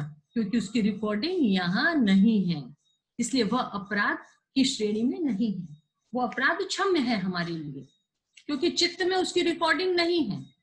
इसीलिए व्यर्थ में गलत विचार भी चित्त में नहीं लाने चाहिए, उससे हमारी मानसिकता में दोष उत्पन्न होता है। तो ये हुआ मन, बुद्धि, चित्त। और चौथा है अहंकार। यहाँ अहंकार का मतलब घमंड या प्राउड नहीं है। अहंकार मतलब अहम भावना, अपने होने का बोध, वो है अहम। अहंकार कि मैं हूं, यह अनुभूति मुझे होती है आत्मा के रहने से। तो ये 24 तत्व हो गए, 5 ज्ञानेंद्रियां, 5 कर्मेंद्रियां, 5 महाभूत और 5 इनके सब्जेक्ट तन्मात्राएं और 4 अंतःकरण के 24। ये तत्व मिलकर मनुष्य के शरीर को बनाते हैं। और इनमें कॉमन क्या है? ये प्रकृति तत्व हो गए और कॉमन है पुरुष तत्व। पुरुष बने परम पुरुष का तत्व यानी आत्मा, वो कॉमन है सब में। तो प्रकृति और पुरुष के मेल से मनुष्य का शरीर बनता है। लेकिन आत्मा का क्या रोल है? हमें तो लगता है कि आत्मा का कोई रोल है नहीं। हम जितने कार्य करते हैं इंद्रियों से, इसमें आत्मा चुपचाप बैठी रहती है। अभी मेरा मन हुआ, उदाहरण से समझिए, जल्दी समझ में आएगा कि मेरा मन हुआ कि कुछ मिठाई खाऊं। मैंने घर में टटोला, क्या है, कुछ नहीं है, कोई मिठाई नहीं मिली। तो मैंने सोचा कि मैं क्या करूं, तो बुद्धि ने सुझाया कि हलवा बना के खा लो। मैंने बुद्धि ने बताया हलवा, दिमाग में चित्र था, रेसिपी कैसे बनती है। मैं पाँव से कर्मेंद्रियों से चल के गई, हाथों से मैंने सारा रेसिपी सेटिंग की, बनाया हलवा, अग्नि तत्व के द्वारा उसे पकाया, नाक से खुशबू ली, नासिका से कि हाँ अच्छी स्मेल आ रही है, मैं उसे लेकर बैठ गई खाने। लाई रूम में, मुझे लग रहा है कि मेरी त्वचा में गर्मी लग रही है, स्पर्श त्वचा, तो मैंने एसी ऑन कर लिया। अब मेरे आंखों को भी सुख चाहिए, मैंने टीवी ऑन कर लिया और मैं बड़े मजे से हलवे का आनंद ले रही हूँ। मैंने आधा हलवा खाया, देखा रे लोड शेडिंग हो गई, सारा मूड खत्म हो गया, स्पॉइल हो गया। मैंने आधा हलवा झूठा फेंक दिया। इतने पूरे एपिसोड में मैं खुश भी हुई, मैं दुखी भी हुई, मैंने कर्म भी किया, लेकिन आत्मा का कोई रोल नहीं है। वह चुपचाप दुबक के किनारे में बैठी है। आत्मा doesn't take part in any activity in our body। चुपचाप आत्मा बैठी है किनारे पे। उसने नहीं कहा कि तुम हलवा खाओ कि मत खाओ, उसने नहीं कहा कि अभी तक ठीक से बना है कि नहीं बना है। आत्मा का कोई रोल नहीं है हमारे शरीर में। सुख दुख की सारी अनुभूतियां इंद्रियों का विषय है, सारी अनुभूतियां। इसीलिए कृष्ण कहते हैं सुख दुख सबे कृत्वा लाभा लाभो जया जयो। विपरीत परिस्थितियों में, प्रतिकूल परिस्थितियों में स्वीकार भाव होना चाहिए। हर परिस्थिति हमें स्वीकार है। और अनुकूल परिस्थितियों में संयम का भाव होना चाहिए कि हम अपना मानसिक संतुलन बना के रखें। और जो सुख और दुख में संतुलन बना के रहते हैं, वे ही अमरत्व को प्राप्त होते हैं। सम सुख दुख धीरम सोमृत्वाय कल्पते। कृष्ण कहते हैं कि तुम शरीर जनित सुख में मत अटको, तुम आत्म तत्व को जागृत करो। अब बात यह है कि हमने शरीर की बातें तो जान ली, तो फिर क्या आत्मा का कोई रोल है ही नहीं बॉडी में? खाली वो आई चेतना प्रदान की और कोई रोल है ही नहीं, तो फिर आत्मा को क्या जागृत करें जब उसका कोई रोल ही नहीं है बॉडी में? तो आत्मा और जब शरीर मिलते हैं तो कुछ टर्म्स कंडीशंस डिसाइड होते हैं। हमारे शरीर में सबसे पहला स्थान है आत्मा का, सबसे फर्स्ट। उसके बाद सेकंड स्थान है बुद्धि, फिर मन, फिर सारी इंद्रियां। आत्मा के आते ही पूरा शरीर स्वचालित मशीन की तरह चालू हो जाता है। अब एक प्रश्न सोचिए कि ये स्वप्न क्या होता है? जब हम सोते हैं, हमारी सारी इंद्रियां सो जाती है, मन भी सो जाता है, तो स्वप्न को कौन देखता है? जब इंसान मर जाता है तो आत्मा जब निकल के जाती है तो अपने साथ दो चीजें लेकर जाती है, एक आपकी बुद्धि, एक आपका सुषुप्त मन, जिसे हम चित्त भी कह सकते हैं। जब आत्मा निकल के जाती है तो आपके बुद्धि को और आपके सुषुप्त मन को, सब कॉन्शियस माइंड को, जिसे हम चित्त भी कहते हैं, उसे साथ में ले जाती है। आपकी जो आज की बुद्धि है वो पिछले कई जन्मों का प्रसाद है। जो आज आपके अंदर बुद्धि है, ये आपकी एक जन्म के बुद्धि का प्रसाद नहीं है। और जब हम नींद में सोते हैं, सब इंद्रियां सो जाती है, मन सो जाता है, स्वप्न कौन देख रहा है? कोई तो देख रहा है। हमें सुबह उठकर याद है कि हमने स्वप्न देखा है, क्योंकि उस समय हमारी आत्मा जाग रही है और आत्मा के साथ हमारी बुद्धि भी जाग रही है और हमारा सुषुप्त मन भी जाग रहा है। इसलिए कभी कभी इस अस्तित्व में होने वाली घटना जो हमने कभी देखी ना सुनी, वो भी हम स्वप्न में देख लेते हैं। तो किस जन्म की कभी कोई भ्रांति हमारे दिमाग में है तो स्वप्न के माध्यम से हमें समझ में आ जाती है। तो यह है आत्मा का रोल, कि आत्मा जब जाती है अपने साथ बुद्धि और सुषुप्त मन को लेकर जाती है। इसीलिए कहते हैं कि बुद्धि एक तरफ आत्मा है, एक तरफ प्रकृति है, दोनों के बीच में बुद्धि को हमेशा स्वच्छ रखिए। इधर आत्मा है, इधर संसार है, और जब ये जाए, अभी रहेगी संसार के साथ बुद्धि और जाएगी तब आत्मा के साथ जाएगी। इसीलिए बुद्धि को उन्नत रखना सबसे ज्यादा अनिवार्य है। अपने बुद्धि को स्वच्छ रखिए, बुद्धि को उन्नतिशील रखिए, बुद्धि को पवित्र रखिए। अभी यह आत्मा के साथ है, अभी संसार के क्रियाकलाप करती है और जाते समय ये आत्मा के साथ चली जाएगी और भौतिक शरीर यहीं रह जाएगा संसार में। मृत्यु भी एक लंबी नींद के समान है। जैसे हम रात में सोते हैं गंदे कपड़ों में, सुबह देखते हैं माँ ने कपड़े चेंज कर लिए, हम अपने बेड पे आराम से सो रहे हैं। वैसे ही नए जन्म में हम देखते हैं कि अरे हम तो नए शरीर से पैदा हो गए हैं। तो लंबी नींद की तरह है मृत्यु। वाशांस्य जीर्णानि यथा व्याय नवानि गृह्णाति नरो पराणि तथा शरीराणि विहाय जीर्णानि नन्यानि संयाति नवानि देहि। जिस तरह हम नए कपड़े बदलते हैं उस तरह आत्मा भी नए शरीर को धारण कर लेती है। यह है आत्मा की पूरी यात्रा।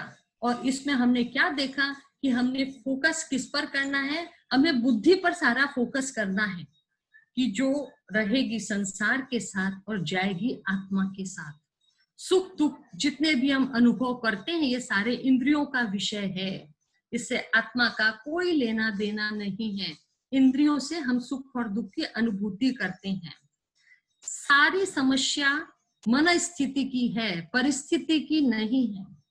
जब आप बड़ी तीज का उपवास करते हैं तो अपने आप को कितना गौरवान्वित महसूस करते हैं। भूखे रहकर भी हम हंसते हैं, सजते हैं, श्रृंगार करते हैं। मन में एक गर्व की भावना है कि आज हमने पति के लिए उपवास किया है। वही किसी दिन किसी कारण से आप बाहर से आई और घर में आपके लिए खाना नहीं रखा हुआ है, कोई भूल चूक हो गई, आपको कितना क्रोध आएगा, दुख होगा कि मैं भूखी हूं सुबह से। भूखे आप तीज वाले दिन भी है, भूखे आप दूसरे दिन भी है, लेकिन उस समय मन स्थिति में हमारे गरिमा में अपने आप को महसूस कर रहे हैं तीज के दिन, और बाकी दिनों में हमें क्रोध आ रहा है कि हमारे लिए खाना नहीं रखा गया। सुख दुख परिस्थिति में नहीं है, हमारी मन स्थिति में है सारी बातें। तो सारा इंद्रियों का खेल है, जो भी है सब इंद्रियों का खेल है। अब हम सबसे महत्वपूर्ण श्लोक की ओर बढ़ते हैं आगे। जो अभी हम बुद्धि की बात कर रहे थे कि आत्मा के साथ जाती है, आप देखिए कहीं पर 6 साल का बच्चा भागवत पढ़ता है, कहीं पर 6 साल का बच्चा सारे कंप्यूटर का सिस्टम चलाना जानता है, क्योंकि पिछले जन्म में उसके बुद्धि का ऐप इतना स्ट्रॉन्ग था कि आज भी उसकी विस्मृति नहीं हुई है। वो पैदा होते ही खटाखट खटाखट सब कुछ सीख गया। और हम कहते हैं कि आजकल बच्चे कितने स्मार्ट हो रहे हैं, तो जनरेशन बाय जनरेशन स्मार्ट होंगे बच्चे। अब सबसे महत्वपूर्ण श्लोक की ओर चलते हैं। नैनम छिदन्ति शस्त्राणि नैनम दहति पावक को आप सब ये जानते हैं श्लोक। ये जो पंच भौतिक तत्व है ये हमारी आत्मा को तो प्रभावित करते हैं, शरीर को प्रभावित करते हैं, लेकिन आत्मा को प्रभावित नहीं कर सकते हैं ये पंच तत्व। पंच तत्व में पृथ्वी तत्व, ये अस्त्र शस्त्र कहाँ से आते हैं? पृथ्वी से। अस्त्रों से शस्त्रों से आत्मा को हम काट नहीं सकते हैं। जल, आप मनुष्य जल में डूब कर भी मरता है, आत्मा तो सेफ साइड निकल जाती है। आदमी अग्नि में जल कर भी मरता है, आत्मा पहले ही निकल जाती है। यहाँ से लेकर अजान पितृ लोक तक हवा में जाती है आत्मा, वहां तो सूखती नहीं, एकदम सही सलामत पहुंच जाती है। तो ये पंच तत्व शरीर को प्रभावित करते हैं, आत्मा के ऊपर इनका कोई रोल नहीं है। अब एक बात है कि आकाश का क्या रोल है? पृथ्वी जल वायु अग्नि तत्व तो हुए, व्हाट इज आकाश? जो फसल उगती है, धरती में हम पानी देते हैं, जो जड़ें जमीन के अंदर जाती हैं, तो मिट्टी के जो सूक्ष्म कण होते हैं उनके अंदर जगह मिलती है जिससे वो जड़ अंदर जाती है। तो वैक्यूम है, आकाश तत्व है, तभी ना तो जड़ को जाने को जगह मिलेगी, तो वो है आकाश तत्व। इसीलिए देखिए कोई चट्टान है तो हम वहां खेती नहीं कर सकते हैं क्योंकि उसमें आकाश तत्व नहीं है, अंदर जाने हवा जाने की जगह नहीं है। आकाश है इसलिए हम यहाँ बैठे हैं, खाली आकाश ने हमें स्थान दे दिया है, यह है आकाश का रोल। तो अभी तक हमने ये समझ लिया अच्छी तरह से, कोई कंफ्यूजन होता आप पूछेगा कि इंद्रियां क्या है, आत्मा क्या है, क्योंकि इन इंद्रियों और आत्मा का आगे के अध्याय में हमें समझने में बड़ी आसानी होगी। अभी तक कृष्ण के उपदेश का जय जयकार कर रहे हैं, सभी आत्मा हमने समझ लिया, ये समझ लिया, इंद्रियों के रोल को समझ लिया, तो सुख दुख इंद्रियों का विषय ये भी जान लिया। तो सुख दुख ना होए इसलिए क्या हम कर्म को छोड़ दें? यह भी एक रास्ता है कि कुछ करे ही नहीं तो ना सुख होगा ना दुख होगा। तो भगवान कहते हैं कि सुख और दुख के लिए तुम्हें कर्म तो करना ही पड़ेगा। कर्म किए बिना एक क्षण के लिए भी इंसान नहीं रह सकता है। कर्मण्येवाधिकारस्ते मा फलेषु कदाचन, और कर्म छोड़ने से नहीं चलेगा। माँ कर्म फल हेतु भूर्वाते संयोस्त्व कर्मिणी, तुम कभी भी अकर्मण्य रह ही नहीं सकते। भगवान ने मनुष्य का शरीर ऐसे बनाया है कि एक क्षण के लिए भी बिना कर्म के नहीं रह सकते हैं। सांसों का सिलसिला, हमारे रक्त का संचार, हमें भूख प्यास आदि व्याधि इतनी है हमारे साथ, हम भूखे नहीं रह सकते हैं। हर समय हमें कुछ न कुछ कर्म करते रहना पड़ेगा, ऐसा हमारे मनुष्य की संरचना है शरीर की। बहुधा लोगों के मन में कंफ्यूजन होता है कि हमारा ये जन्म पिछले जन्मों के आधार पर है और इस जन्म के आधार पर आने वाला जन्म होगा, तो हमारा क्या स्टैंड है, हम क्या करें? क्या हमें अपने कर्मों का फल इस जन्म में भी भोगना पड़ेगा? तो यह बात आप गंभीरता से समझिए। इस जन्म में भोगे जाने वाली सुख दुख पिछले कौन से जन्म के हैं ये हमें नहीं पता। कई जन्मों के पूर्व के हो सकते हैं। जैसे महाभारत के युद्ध के पश्चात धृतराष्ट्र ने कृष्ण से पूछा कि माधव, मैंने ऐसे कौन से पाप किए कि मेरे 99 पुत्र मर गए? कृष्ण एक जन्म पीछे गए, 2 जन्म, 10 जन्म, 50 जन्म पीछे गए, कृष्ण को कहीं कोई क्लू नहीं मिला। तब कृष्ण ने और पीछे जाना शुरू किया तो देखा 100वें जन्म में एक बार धृतराष्ट्र और गांधारी भील राजा रानी थे। उनके गांव में एक बुढ़िया रहती थी, उसके संतान नहीं थी, तो उसने 99 चिड़िया के बच्चों को संतान भाव से पाल रखा था।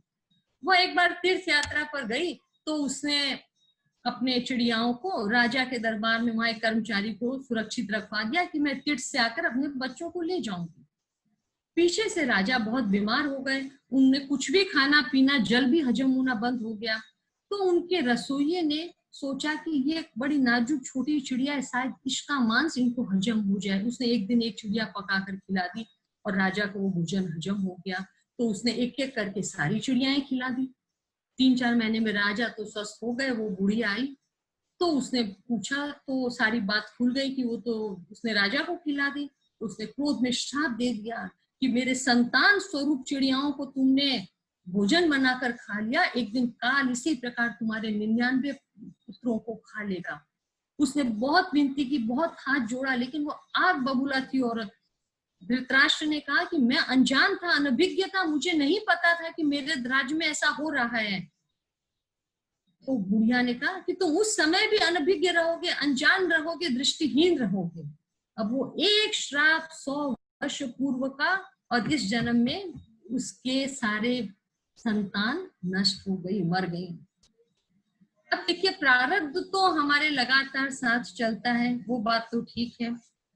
हमेशा अच्छे कर्म करते रहना है, क्योंकि यदि आपके प्रारब्ध की इस यात्रा में कहीं कोई रिक्त स्थान रहा तो आपका पुण्य कर्म वहां आकर बैठ सकता है।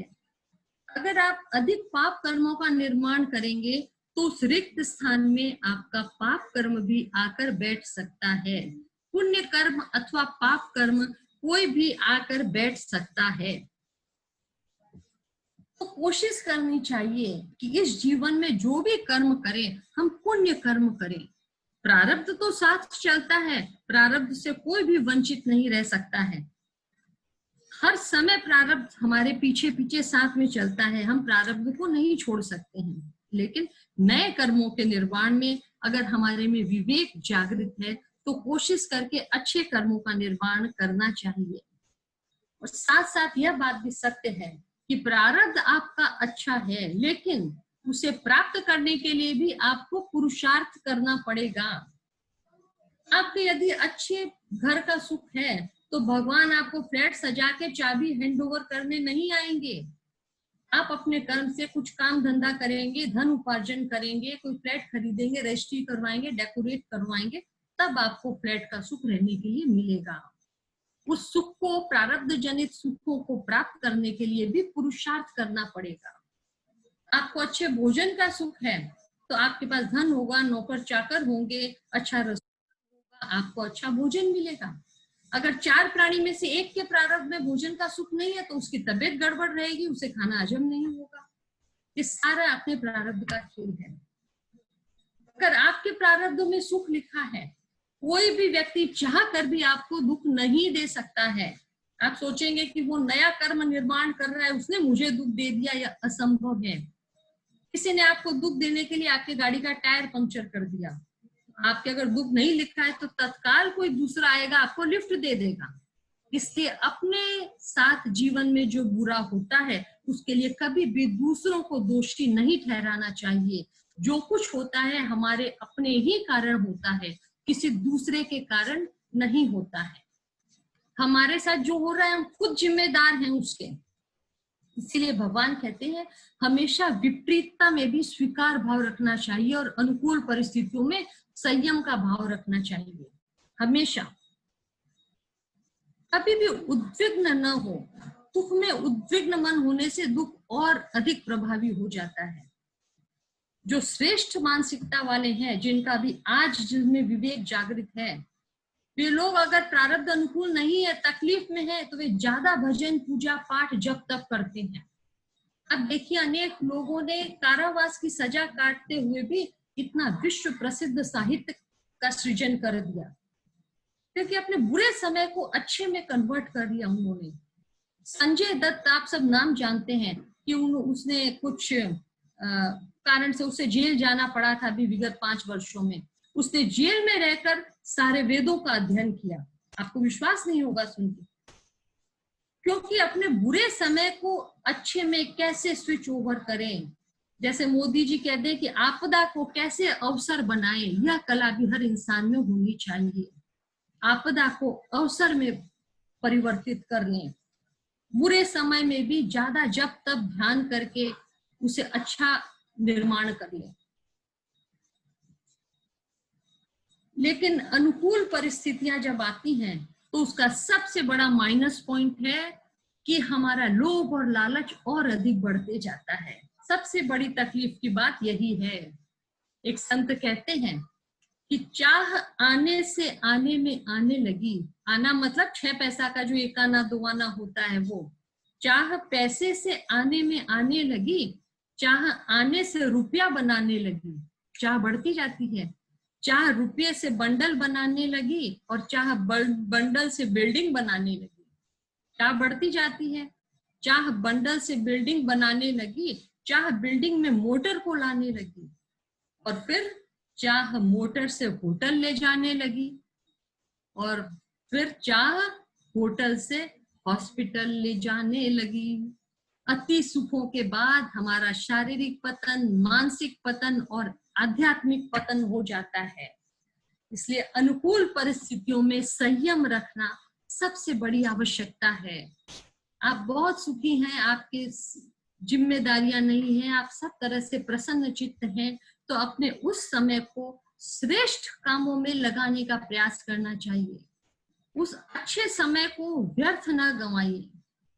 अगर बड़े काम नहीं कर सकते हैं तो छोटे छोटे कामों का सृजन कीजिए। कोई हर्जा नहीं है, लेकिन श्रेष्ठ कामों को करिए। जीवन में कोई समस्या नहीं है, अधिक से अधिक अच्छे काम करिए, क्योंकि समय कभी भी समान नहीं रहता है इंसान का।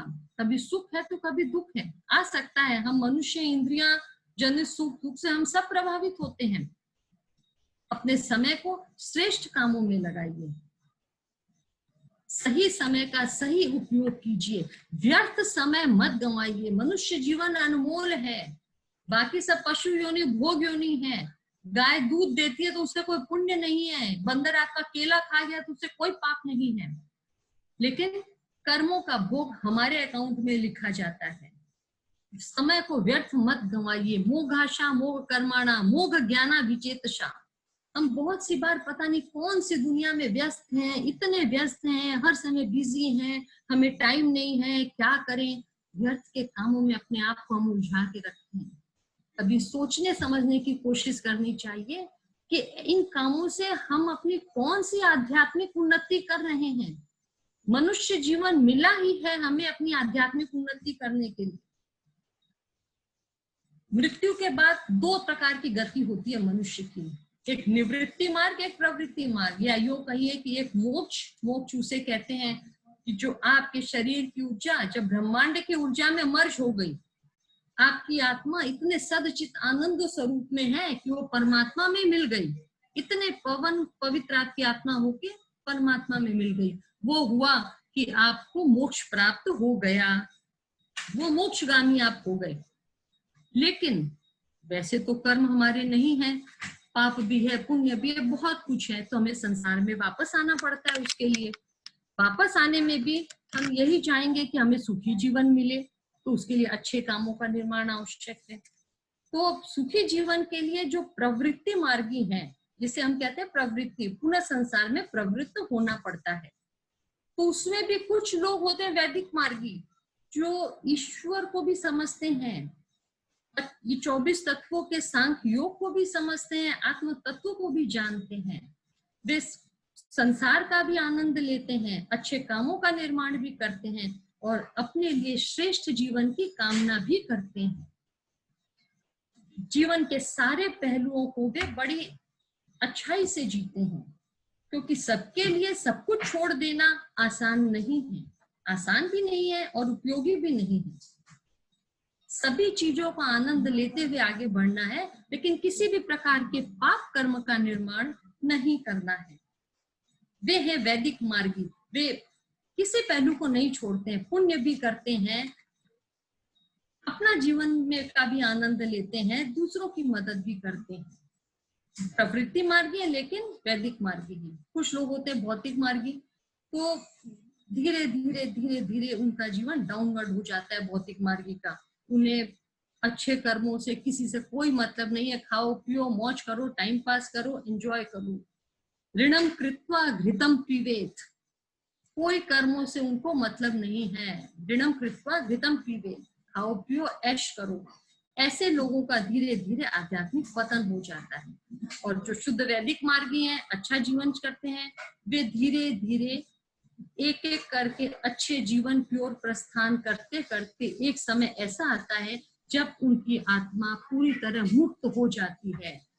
जैसे गौतम बुद्ध 272 जन्म के बाद वे गौतम बुद्ध बने। अनेक जन्मों में तप करते करते शुद्ध होने की प्रक्रिया बड़ी धीरे होती है, लेकिन कोशिश यह करनी चाहिए कि हमारा आने वाला जन्म इस जन्म से बदतर न हो, कुछ न कुछ बेहतर ही हो। ये अवश्य प्रयास करना चाहिए कि हमारा आने वाला जन्म इस जन्म से बेहतर बने, इस जन्म से खराब जीवन न करे। ये जन्म तो हमने किसी तरह झेल लिया, कोशिश ये कीजिए आने वाला जन्म अच्छा बने।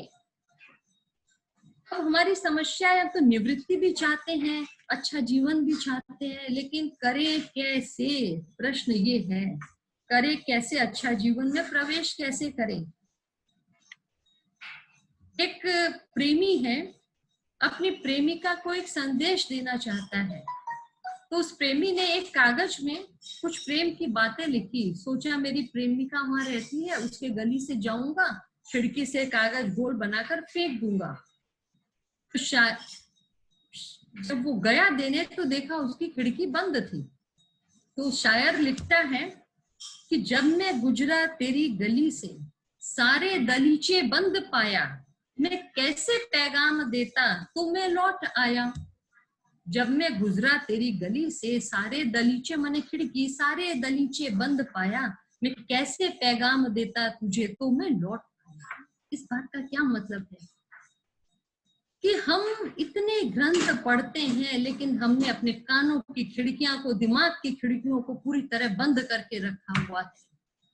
जीवन में उतारने के प्रति हमारा कोई उद्देश्य नहीं है, कोई सोच नहीं है, कोई विचार नहीं है कि हमें क्या जीवन में परिवर्तन लाना है। कि अधिक मास पुण्य मास आया है कि हाँ इस महीने से मैं अपने जीवन में यह परिवर्तन करने के बारे में सोच रही हूँ। हमने अपनी सारी खिड़कियों को बंद करके रखा है, सारे दलीचों को बंद करके रखा है।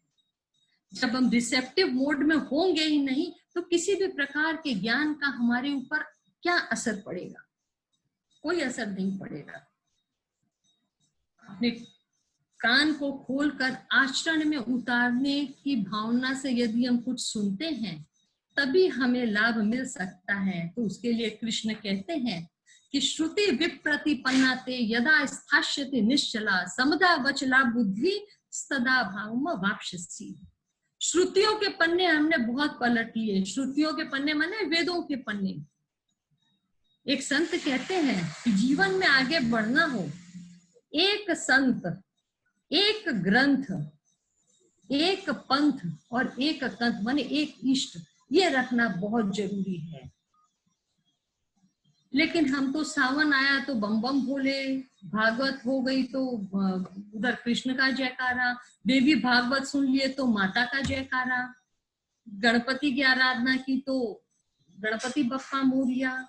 सबका आदर कीजिए लेकिन इष्ट एक रखिए, ग्रंथ एक रखिए। आप 10 मकानों में रोज एक तला चढ़ेंगे उतरेंगे, एक तला चढ़ेंगे उतरेंगे, 10 मकान में कभी भी आप आसमान से छटा नहीं देख पाएंगे। लेकिन एक मकान में अगर 10वें तल्ले पर पहुंच जाएंगे तो प्रकृति का जो नजारा आपको दिखेगा आपको विस्मृत कर देने वाला होगा। एक ही ग्रंथ पढ़िए लेकिन उसमें डूब जाइए। आप सब औरतें हैं, अच्छी तरह जानती हैं कि जो साबुन पानी के ऊपर झाग होता है उससे कपड़े नहीं धुलते हैं। कपड़ों का मैल छुड़ाने के लिए पानी के अंदर कपड़े को डुबाना पड़ता है। तो ऊपर झाग नुमा ज्ञान सुन लेने से हमारे अंदर कोई असर नहीं पड़ेगा, उसके अंदर डूबना पड़ेगा, मूल सार तत्व को समझना पड़ेगा। सभी ग्रंथों में वही बातें समझाई गई हैं। रामायण लीजिए, गीता लीजिए, भागवत लीजिए, सब में समान बातें हैं। जिसमें आपकी श्रद्धा और विश्वास टिक सके उस ग्रंथ को आप पढ़िए। चारों ओर मत भागिए। एक साधे सब सधे, सब साधे सब जाए। एक ही ग्रंथ को पूरी गूढ़ता से पढ़िए। इसीलिए वो संत कहते हैं कि जीवन में एक ग्रंथ, एक संत, एक कंथ और एक पंथ अपनाना चाहिए। जहां जो मिल गया उसके पीछे भाग गए तो ये हमारे समय की हानि है और कुछ नहीं है। इससे हमारा आध्यात्मिक लाभ नहीं हो सकता है। केवल मोग आशा मोग कर्माणा मोग ज्ञाना विजेत सब। जब तक बुद्धि एक में स्थिर नहीं होगी, एक में बुद्धि स्थिर नहीं होगी, तब तक हमारी इंद्रियों की चंचलता, हमारी मानसिक चंचलता शांत नहीं होगी। बुद्धि का एक में स्थिर होना बहुत आवश्यक है। एक लेडी चर्च में गई 8वीं शादी करने के लिए, 8वीं बार शादी के लिए। 7 बार उसका डिवोर्स हो चुका है। बड़ी हड़बड़ चंचल मानसिकता की औरत एकदम हड़बड़ करके चर्च में घुसी। अगर स्थिरता होती तो अपनी शादी टिका लेती, शायद साथ में से कोई तो टिकाती। हड़बड़ करके चर्च में गई। अब वो फादर बेचारा बूढ़ा धीरे धीरे बाइबल लाया, उठ के चश्मा पहना कि वो शादी का मंत्र पढ़े। तब वो कहती है, father it is on page number 54, you see it is on page number 54।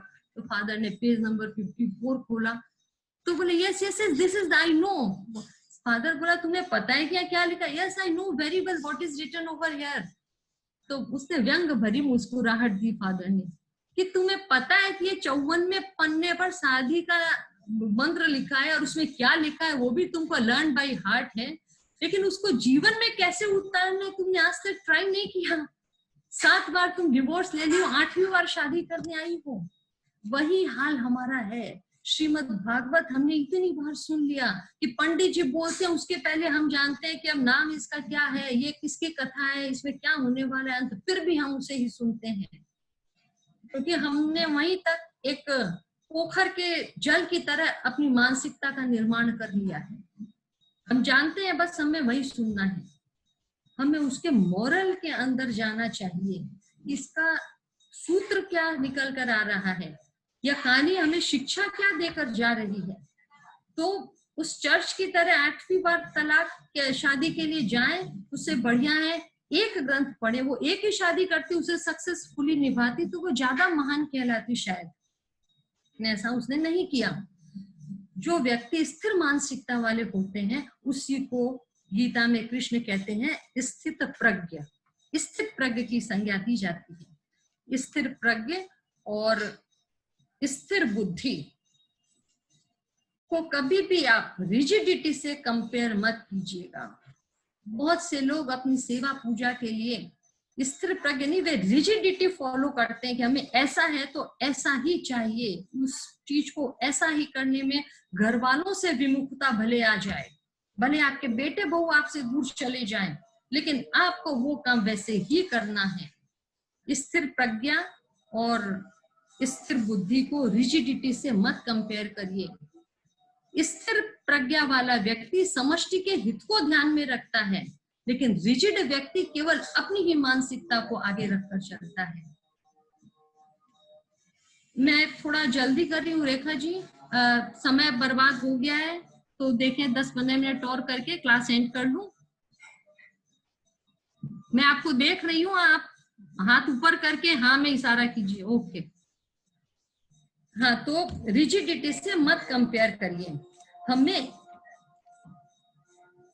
जो रिजिड लोग होते हैं, कट्टरवादी, वे सिर्फ अपने ही हितों में अटके हुए होते हैं, समष्टि के हित का ध्यान नहीं रखते हैं।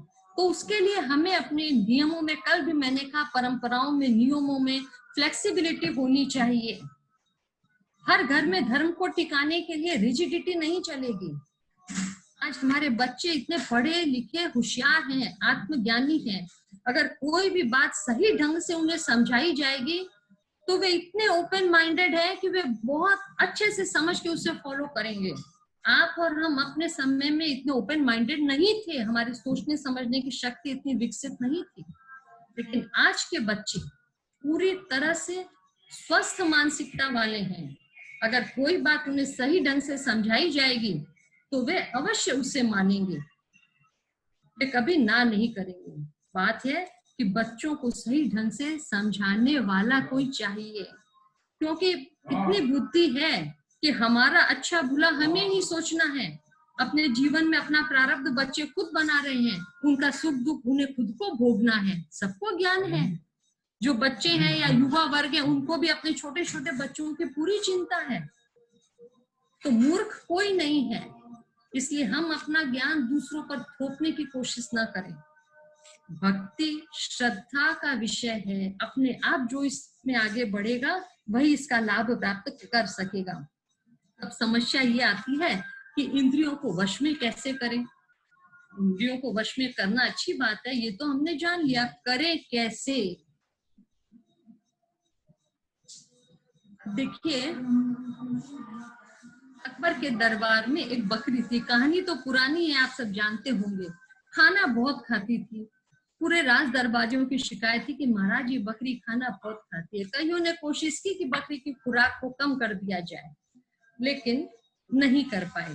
पूरा भरपेट भोजन आने के बाद भी जैसे घास दिखती तुरंत मुंह मारती घास पर। बीरबल से कहा गया तो कहा महाराज हो तो जाएगा, लेकिन थोड़ा समय लगेगा, मुझे 1 महीना का समय दीजिए, मैं डाइटिशियन बन के ट्राई करूंगा कि इसकी थोड़ी सी भूख को कम कर सकूं। बीरबल अपने घर लेके गया। बकरी रोज 4 किलो घास खाती थी। बस शुरुआत के 3 किलो दी, बाद के हफ्ते में 2 किलो, बाद के हफ्ते में 1 किलो, अब बचा 1 हफ्ता। घास देता कि जिससे बस बकरी का जीवन भर शेष रह जाए, और 1 महीना होने के अंतिम 2 दिन पहले जैसे ही घास पर एक माथे में डंडे की मारता, अब वो भग जाती। 2 दिन तक इसी तरह किया और तीसरे दिन राजमहल ले गया कि महाराज महीना पूरा हो गया है, मैंने बकरी की खुराक को कम कर दिया। अच्छा, बहुत बड़ी बात है। बुलाओ तो, एक्सक्यूज मी, ध्रुव को बोलो इसमें आवाज हो रहा है, टक टक, बैटरी डाउन तो नहीं हो गया? तो कहा महाराज मैंने बकरी की खुराक को कम कर दिया है। तो महाराज ने जैसे घास रखी, और घास देखते तो भगी जोर से बिल्ली के, अभी माथे पर डंडा पड़ेगा। तो इंद्रियों के स्वभाव को बदलने में समय लगता है, हमें इंद्रियों के स्वभाव को बदलना है। भूख और नींद का ऐसा फॉर्मूला है कि इसे जितना बढ़ाएंगे बढ़ेगा, जितना घटाएंगे घटेगा। देखो बैटरी डाउन तो नहीं हो रहा है ना? जितना बढ़ाएंगे बढ़ेगा, जितना घटाएंगे घटेगा। तो हमें इंद्रियों का दमन भी नहीं करना है कि खाना देना ही नहीं, फाइनल मुंह पर पट्टी, वो भी नहीं करना है। एक व्यक्ति ने जीवन भर शादी नहीं की, लेकिन वो इंद्रियां तो सबके शरीर में क्रियाशील होती हैं, जीवन भर वो एक स्त्री के थॉट्स से बंधा रहेगा, बट विथ नेगेटिव थॉट्स। जिसने शादी नहीं की जीवन भर स्त्री के साथ नेगेटिव थॉट्स में बंधा हुआ रहेगा। लेकिन जिसने शादी कर ली है उसकी मानसिकता बदल जाएगी। हमारे शास्त्रों में इसीलिए 16 संस्कारों में विवाह संस्कार का वर्णन है कि हजारों में अनेकों में भटकते हुए काम को एक में स्थिर करके प्रजा उत्पत्ति के द्वारा पितरों के ऋण को उतार कर फिर व्यक्ति संयमित जीवन में आ जाए। ये हमारे शास्त्रों का कथन है। तो इंद्रियों का दमन भी नहीं करना है, इंद्रियों में डूबना भी नहीं है, जागृत रहकर इंद्रियों को भोगने का शास्त्र है। हर इंद्रिय को उचित मात्रा में भोजन देना है और पर्याप्त भोजन देना है। उचित भोजन देना है, पर्याप्त भोजन देना है, संयमित भोजन देना है, तभी इंद्रियां कंट्रोल में रहेंगी। हर इंद्रिय की क्वालिटी और क्वांटिटी पर भी ध्यान देना है कि अच्छा भोजन देना है। नहीं तो बुढ़ापे में जैसे कहते ना कि राख के अंदर भी आग छिपी होती है, कहीं परिस्थितियां अगर आपको अनुकूल मिल गई तो व्यक्ति फिसल सकता है। इसलिए इंद्रियों का पर्याप्त भोजन मिला हुआ रहे, इंद्रियों का पेट भरा हुआ रहे, बहुत आवश्यक है। एक व्यक्ति के डायबिटीज थी, देखिए लास्ट का समझने की बात है, इसलिए मैं समय का ध्यान नहीं दे रही हूँ, 5-10 मिनट की और बात है।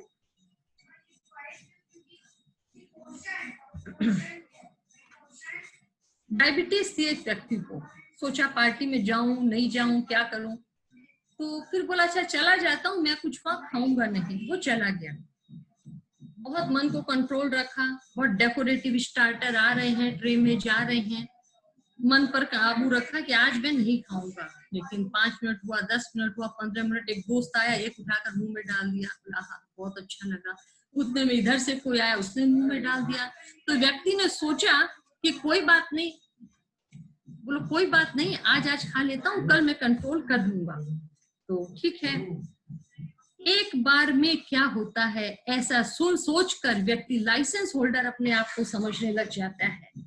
पहले एक बार, फिर बार बार, पहले पुरुष पीछे पीछे महिलाएं, पहले पुरुष पीछे पीछे महिलाएं, और दूसरी पीढ़ी में साथ में बच्चे, और चौथी पीढ़ी में पूरा परिवार साथ बैठकर गलत आदतों का आचरण उतार करता है। एक बार में क्या होता है, इस शब्द में इतना बड़ा जहर छिपा हुआ है कि एक बार में क्या होता है, जो होता है एक बार में ही होता है। इसलिए इस एक बार से होने वाली घटनाओं से बचकर रहने का प्रयास कीजिए। जो होता है एक बार में ही होता है। इंद्रियों के स्वभाव को चैनलाइज करना चाहिए। 4 महीने का बच्चा 4 मिनट शांति से नहीं बैठ सकता है, लेकिन माता धीरे धीरे उसके स्वभाव को बनाते बनाते वो 4th क्लास तक जाते जाते 4 घंटे तक एक समान बैठा रहता है। आदत, इंद्रियों की आदत को बदलिए, इंद्रियों को उचित भोजन दीजिए। गीता न इंद्रियों से भागने का शास्त्र है, न इंद्रिय सुखों में डूबने का शास्त्र है, बल्कि जागृत रहकर सही मात्रा में सम्यक विधि से इंद्रिय सुखों का उपभोग करने का शास्त्र है। हमें हर समय इनर डिसिप्लिन फॉलो करना है। कोई आपको रोकने नहीं आएगा, कोई आपको टोकने नहीं आएगा। आपके आत्मा का डिसिप्लिन होना चाहिए फॉलो करने में, कि आपको अंदर से डिसिप्लिन है। सारी संसार में दुनिया भर में नजारे भरे पड़े हैं, सब कुछ है दुनिया में, आपको अपनी आत्मा के विवेक को जागृत रखना पड़ेगा। नटवरलाल और उसकी पत्नी 4 कपल गोवा घूमने जा रहे हैं। सारे लोग एयरपोर्ट पर पहुंच गए हैं, लेकिन नटवरलाल ट्रैफिक में जाम है। उसने पत्नी को फोन किया कि तुम तो चली जाओ सबके साथ, मैं बाद की फ्लाइट लेकर आता हूँ। अगर पत्नी का बहुत मन था कि मैं अकेले न जाऊं, आपके साथ जाऊं, लेकिन फिर सोचा 2 टिकट का भाड़ा लग जाएगा, वेस्ट होगा, बोला ठीक है मैं जाती हूँ। पत्नी चली गई सबके साथ, नटवरलाल पीछे की फ्लाइट में आएगा। रास्ते पर सब लोग हंसी मजाक कर रहे हैं, एंजॉय कर रहे हैं, खा रहे हैं, पी रहे हैं। उसकी पत्नी सब में शरीक हो रही है, लेकिन प्रति क्षण उसके मन में यही विचार है कि मेरा पति मेरे साथ नहीं है। उसको हर वक्त अपने व्यवहार में एक मर्यादा में रहने की बात है दिमाग में, कि मेरा पति मेरे साथ नहीं है। हंस रही है, बोल रही है, सब कुछ कर रही है, लेकिन एक क्षण भी नहीं भूली कि मैं अकेली हूँ। अगर इंद्रियों को खुला छोड़ दे तो मौज में, मेरा पति यहाँ नहीं, मुझे किसी का डर नहीं। वो मर्यादित विवेक बुद्धि, जागृत बुद्धि, प्रति क्षण वो इसी कॉन्शियसनेस में है कि हाँ मैं अकेली हूँ, सबके साथ हंस रही है, बात कर रही है, भोजन कर रही है, लेकिन पति मेरा नहीं है, मैं अकेली हूँ। एक क्षण के लिए भी नहीं भुला पाई अपने पत्नी को। हम भी परमात्मा की संतान हैं, हमें भी एक सेकंड के लिए भी नहीं भूलना चाहिए कि हमें भी अपने आत्मा को पवित्र रखना है। हम उस परमात्मा की संतान हैं, आत्मा को शुद्ध रखना है, पवित्र रखना है। ये जो इनर कॉन्शियसनेस है, इसे हमें जागृत करना है, और ये होता है अभ्यास योगेन कौन्तेय वैराग्येन च धीमहि। तो अभ्यास के द्वारा इंद्रियों के स्वभाव को बदलना है, इनका दमन नहीं करना है, इनको उचित भोजन देना है। शास्त्रों के पन्ने हमने बहुत पलट लिए, हमें आचरण में उतारने का प्रयास करना चाहिए, अपने जीवन के अनमोल समय को व्यर्थ न गंवाते हुए। अब आज की चर्चा हम यही विराम करते हैं, आगे की चर्चा कल करेंगे। अब सांख्य योग क्यों समझाया है ये देखिए, कि इंद्रियां क्या है, आत्मा क्या है, इसी के ऊपर हमारे कर्मों के दोष भी निर्भर करते हैं। कर्म हम सब एक समान करते हैं। परीक्षा में एक क्लास में 50 बच्चे लिखते हैं, किसी को 30 नंबर मिलता है, किसी को 60, किसी को 90। क्यों? सबने पढ़ाई की, सबने उत्तर लिखा है। कर्मों के फल भी सबको, लेकिन अलग अलग, क्योंकि ये इंद्रियां हमें विचलित कर देती हैं, हमारे कर्मों को अपवित्र कर देती हैं। इसीलिए इंद्रियों के बारे में जानना बहुत आवश्यक था। कल से हम कर्म योग में प्रवेश करेंगे। आज की चर्चा यही समाप्त करते हैं। जो बीच में नेटवर्क का इश्यू हुआ उसके लिए मैं सबसे माफी चाहती हूँ। भगवान करे कोई समस्या न आए। यही विराम करती हूँ। रेखा जी, ओम। बहुत सुंदर वीणा जी, बहुत सुंदर। मैंने वो परेशानी आपके चेहरे पे देखी, तो 10-15 मिनट के लिए कहते हैं ना कि वो परेशानी आपके चेहरे पे साफ झलक रही थी। तो एकाग्रता यदि भंग हो जाती है तो सही में तब विचलित हो जाते हैं। तो आपने आज बहुत सुंदर प्रसंग देख के भी बहुत सुंदर आपने समझाया और बताया, और हम चाहते हैं कि हमारी बहनें इसका आनंद ले और दिल में भी उतारें। गीता को जितना भी हम अपने नजदीक से जानेंगे कुछ नया ही कुछ निकल के आता है गीता से। हमेशा जब हम छोटे थे तो हमारे जो गुरुजी आते थे और हमारे माँ और बोलते थे कि गीता जितना पढ़ोगे उतना ही गीता में कुछ नयापन मिलेगा। तो यही हम आपसे सुन रहे हैं और आज मिल रहा है हमें। तो धन्यवाद, बहुत बहुत धन्यवाद आपका। जय श्री कृष्ण जी मीना जी एकदम डिफरेंट एक्सपीरियंस बहुत अच्छा लगा, जी बहुत का आपके सुंदर। साथ। और अभी मीना जी आपके बुआ का परिवार भी जुड़ा है, माधव सिंह के कोठारी। मीना जी जय श्री कृष्णा। शीला जी जय श्री कृष्णा। सबको जय श्री कृष्ण। अच्छा बोला आपने, बहुत बहुत धन्यवाद जमुना जी और रेखा जी को। ठाकुर जी को धन्यवाद। उस प्रभु की कृपा के बिना कुछ नहीं हो पाता है। बीना दीदी जय श्री कृष्णा, बहुत अच्छा बोला दीदी। सबको जय श्री कृष्ण। बहुत जय श्री कृष्ण अच्छा मीना है। जी गीता का अलग रूप देखा आज। अधिक मास में आप लोग ने बहुत अच्छा ये किया, जो और लोग घर बैठे बैठे दोनों काम, गीता भी हो रही है और अपने जीवन में उतारने का मौका भी मिला है। बहुत बढ़िया, बहुत सही बात है। रेखा मेरे को लगता है मीमानी जी जुड़े हुए हैं शायद, बुलाकी दास जी मीमानी।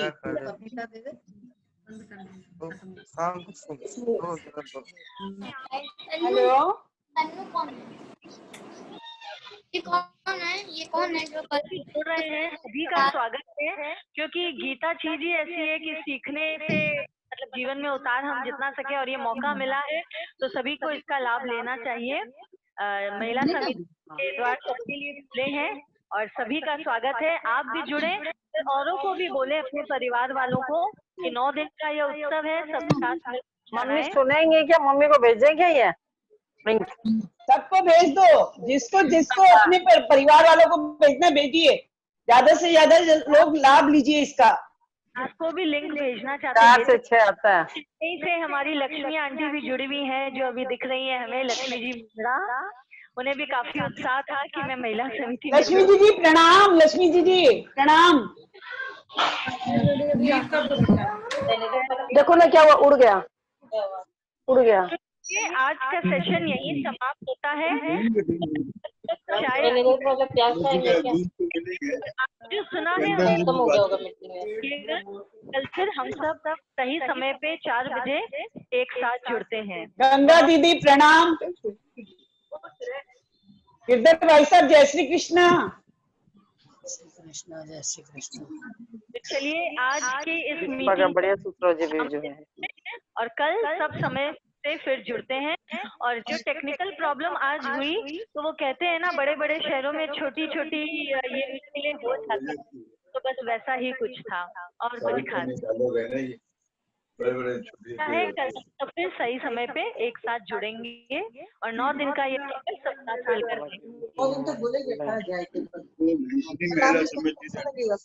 उदाहरण से 4 से 6 से 5:30 है। बात करते करते 15 मिनट बेसी हो जाता है, 10 मिनट बेसी हो जाता है। टाइम तो वही है 4 से 5:30। सबको जय श्री कृष्णा, कल फिर मिलेंगे। हाँ कविता जी। जय श्री कृष्णा सभी बहनों को बहुत बहुत।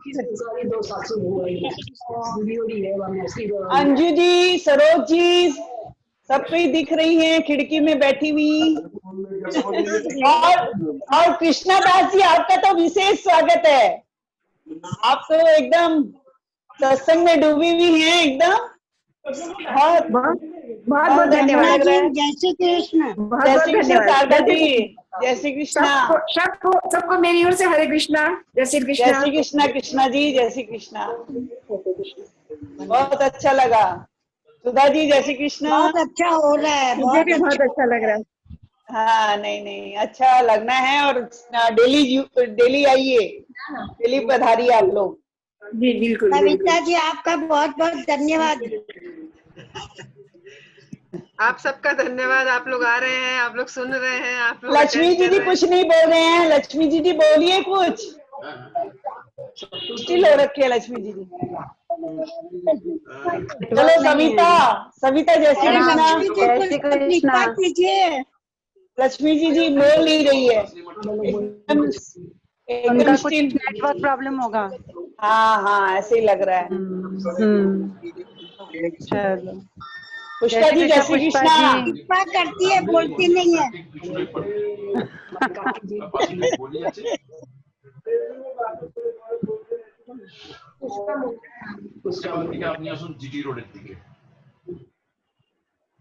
पुष्पा जी का आवाज नहीं आ रहा है आपका। आज के लिए जय श्री कृष्ण। हाँ भाई হ্যাঁ অলকার বুকে যেতে হবে না, অলকার বুকে যেতে হবে না, তার আগেই দেখবেন একটা গলি আছে ডান দিকে, এখানে আপনার आनंद आया। হ্যাঁ বাস ওর উল্টো দিকে যে বাড়ি আছে ওটাই।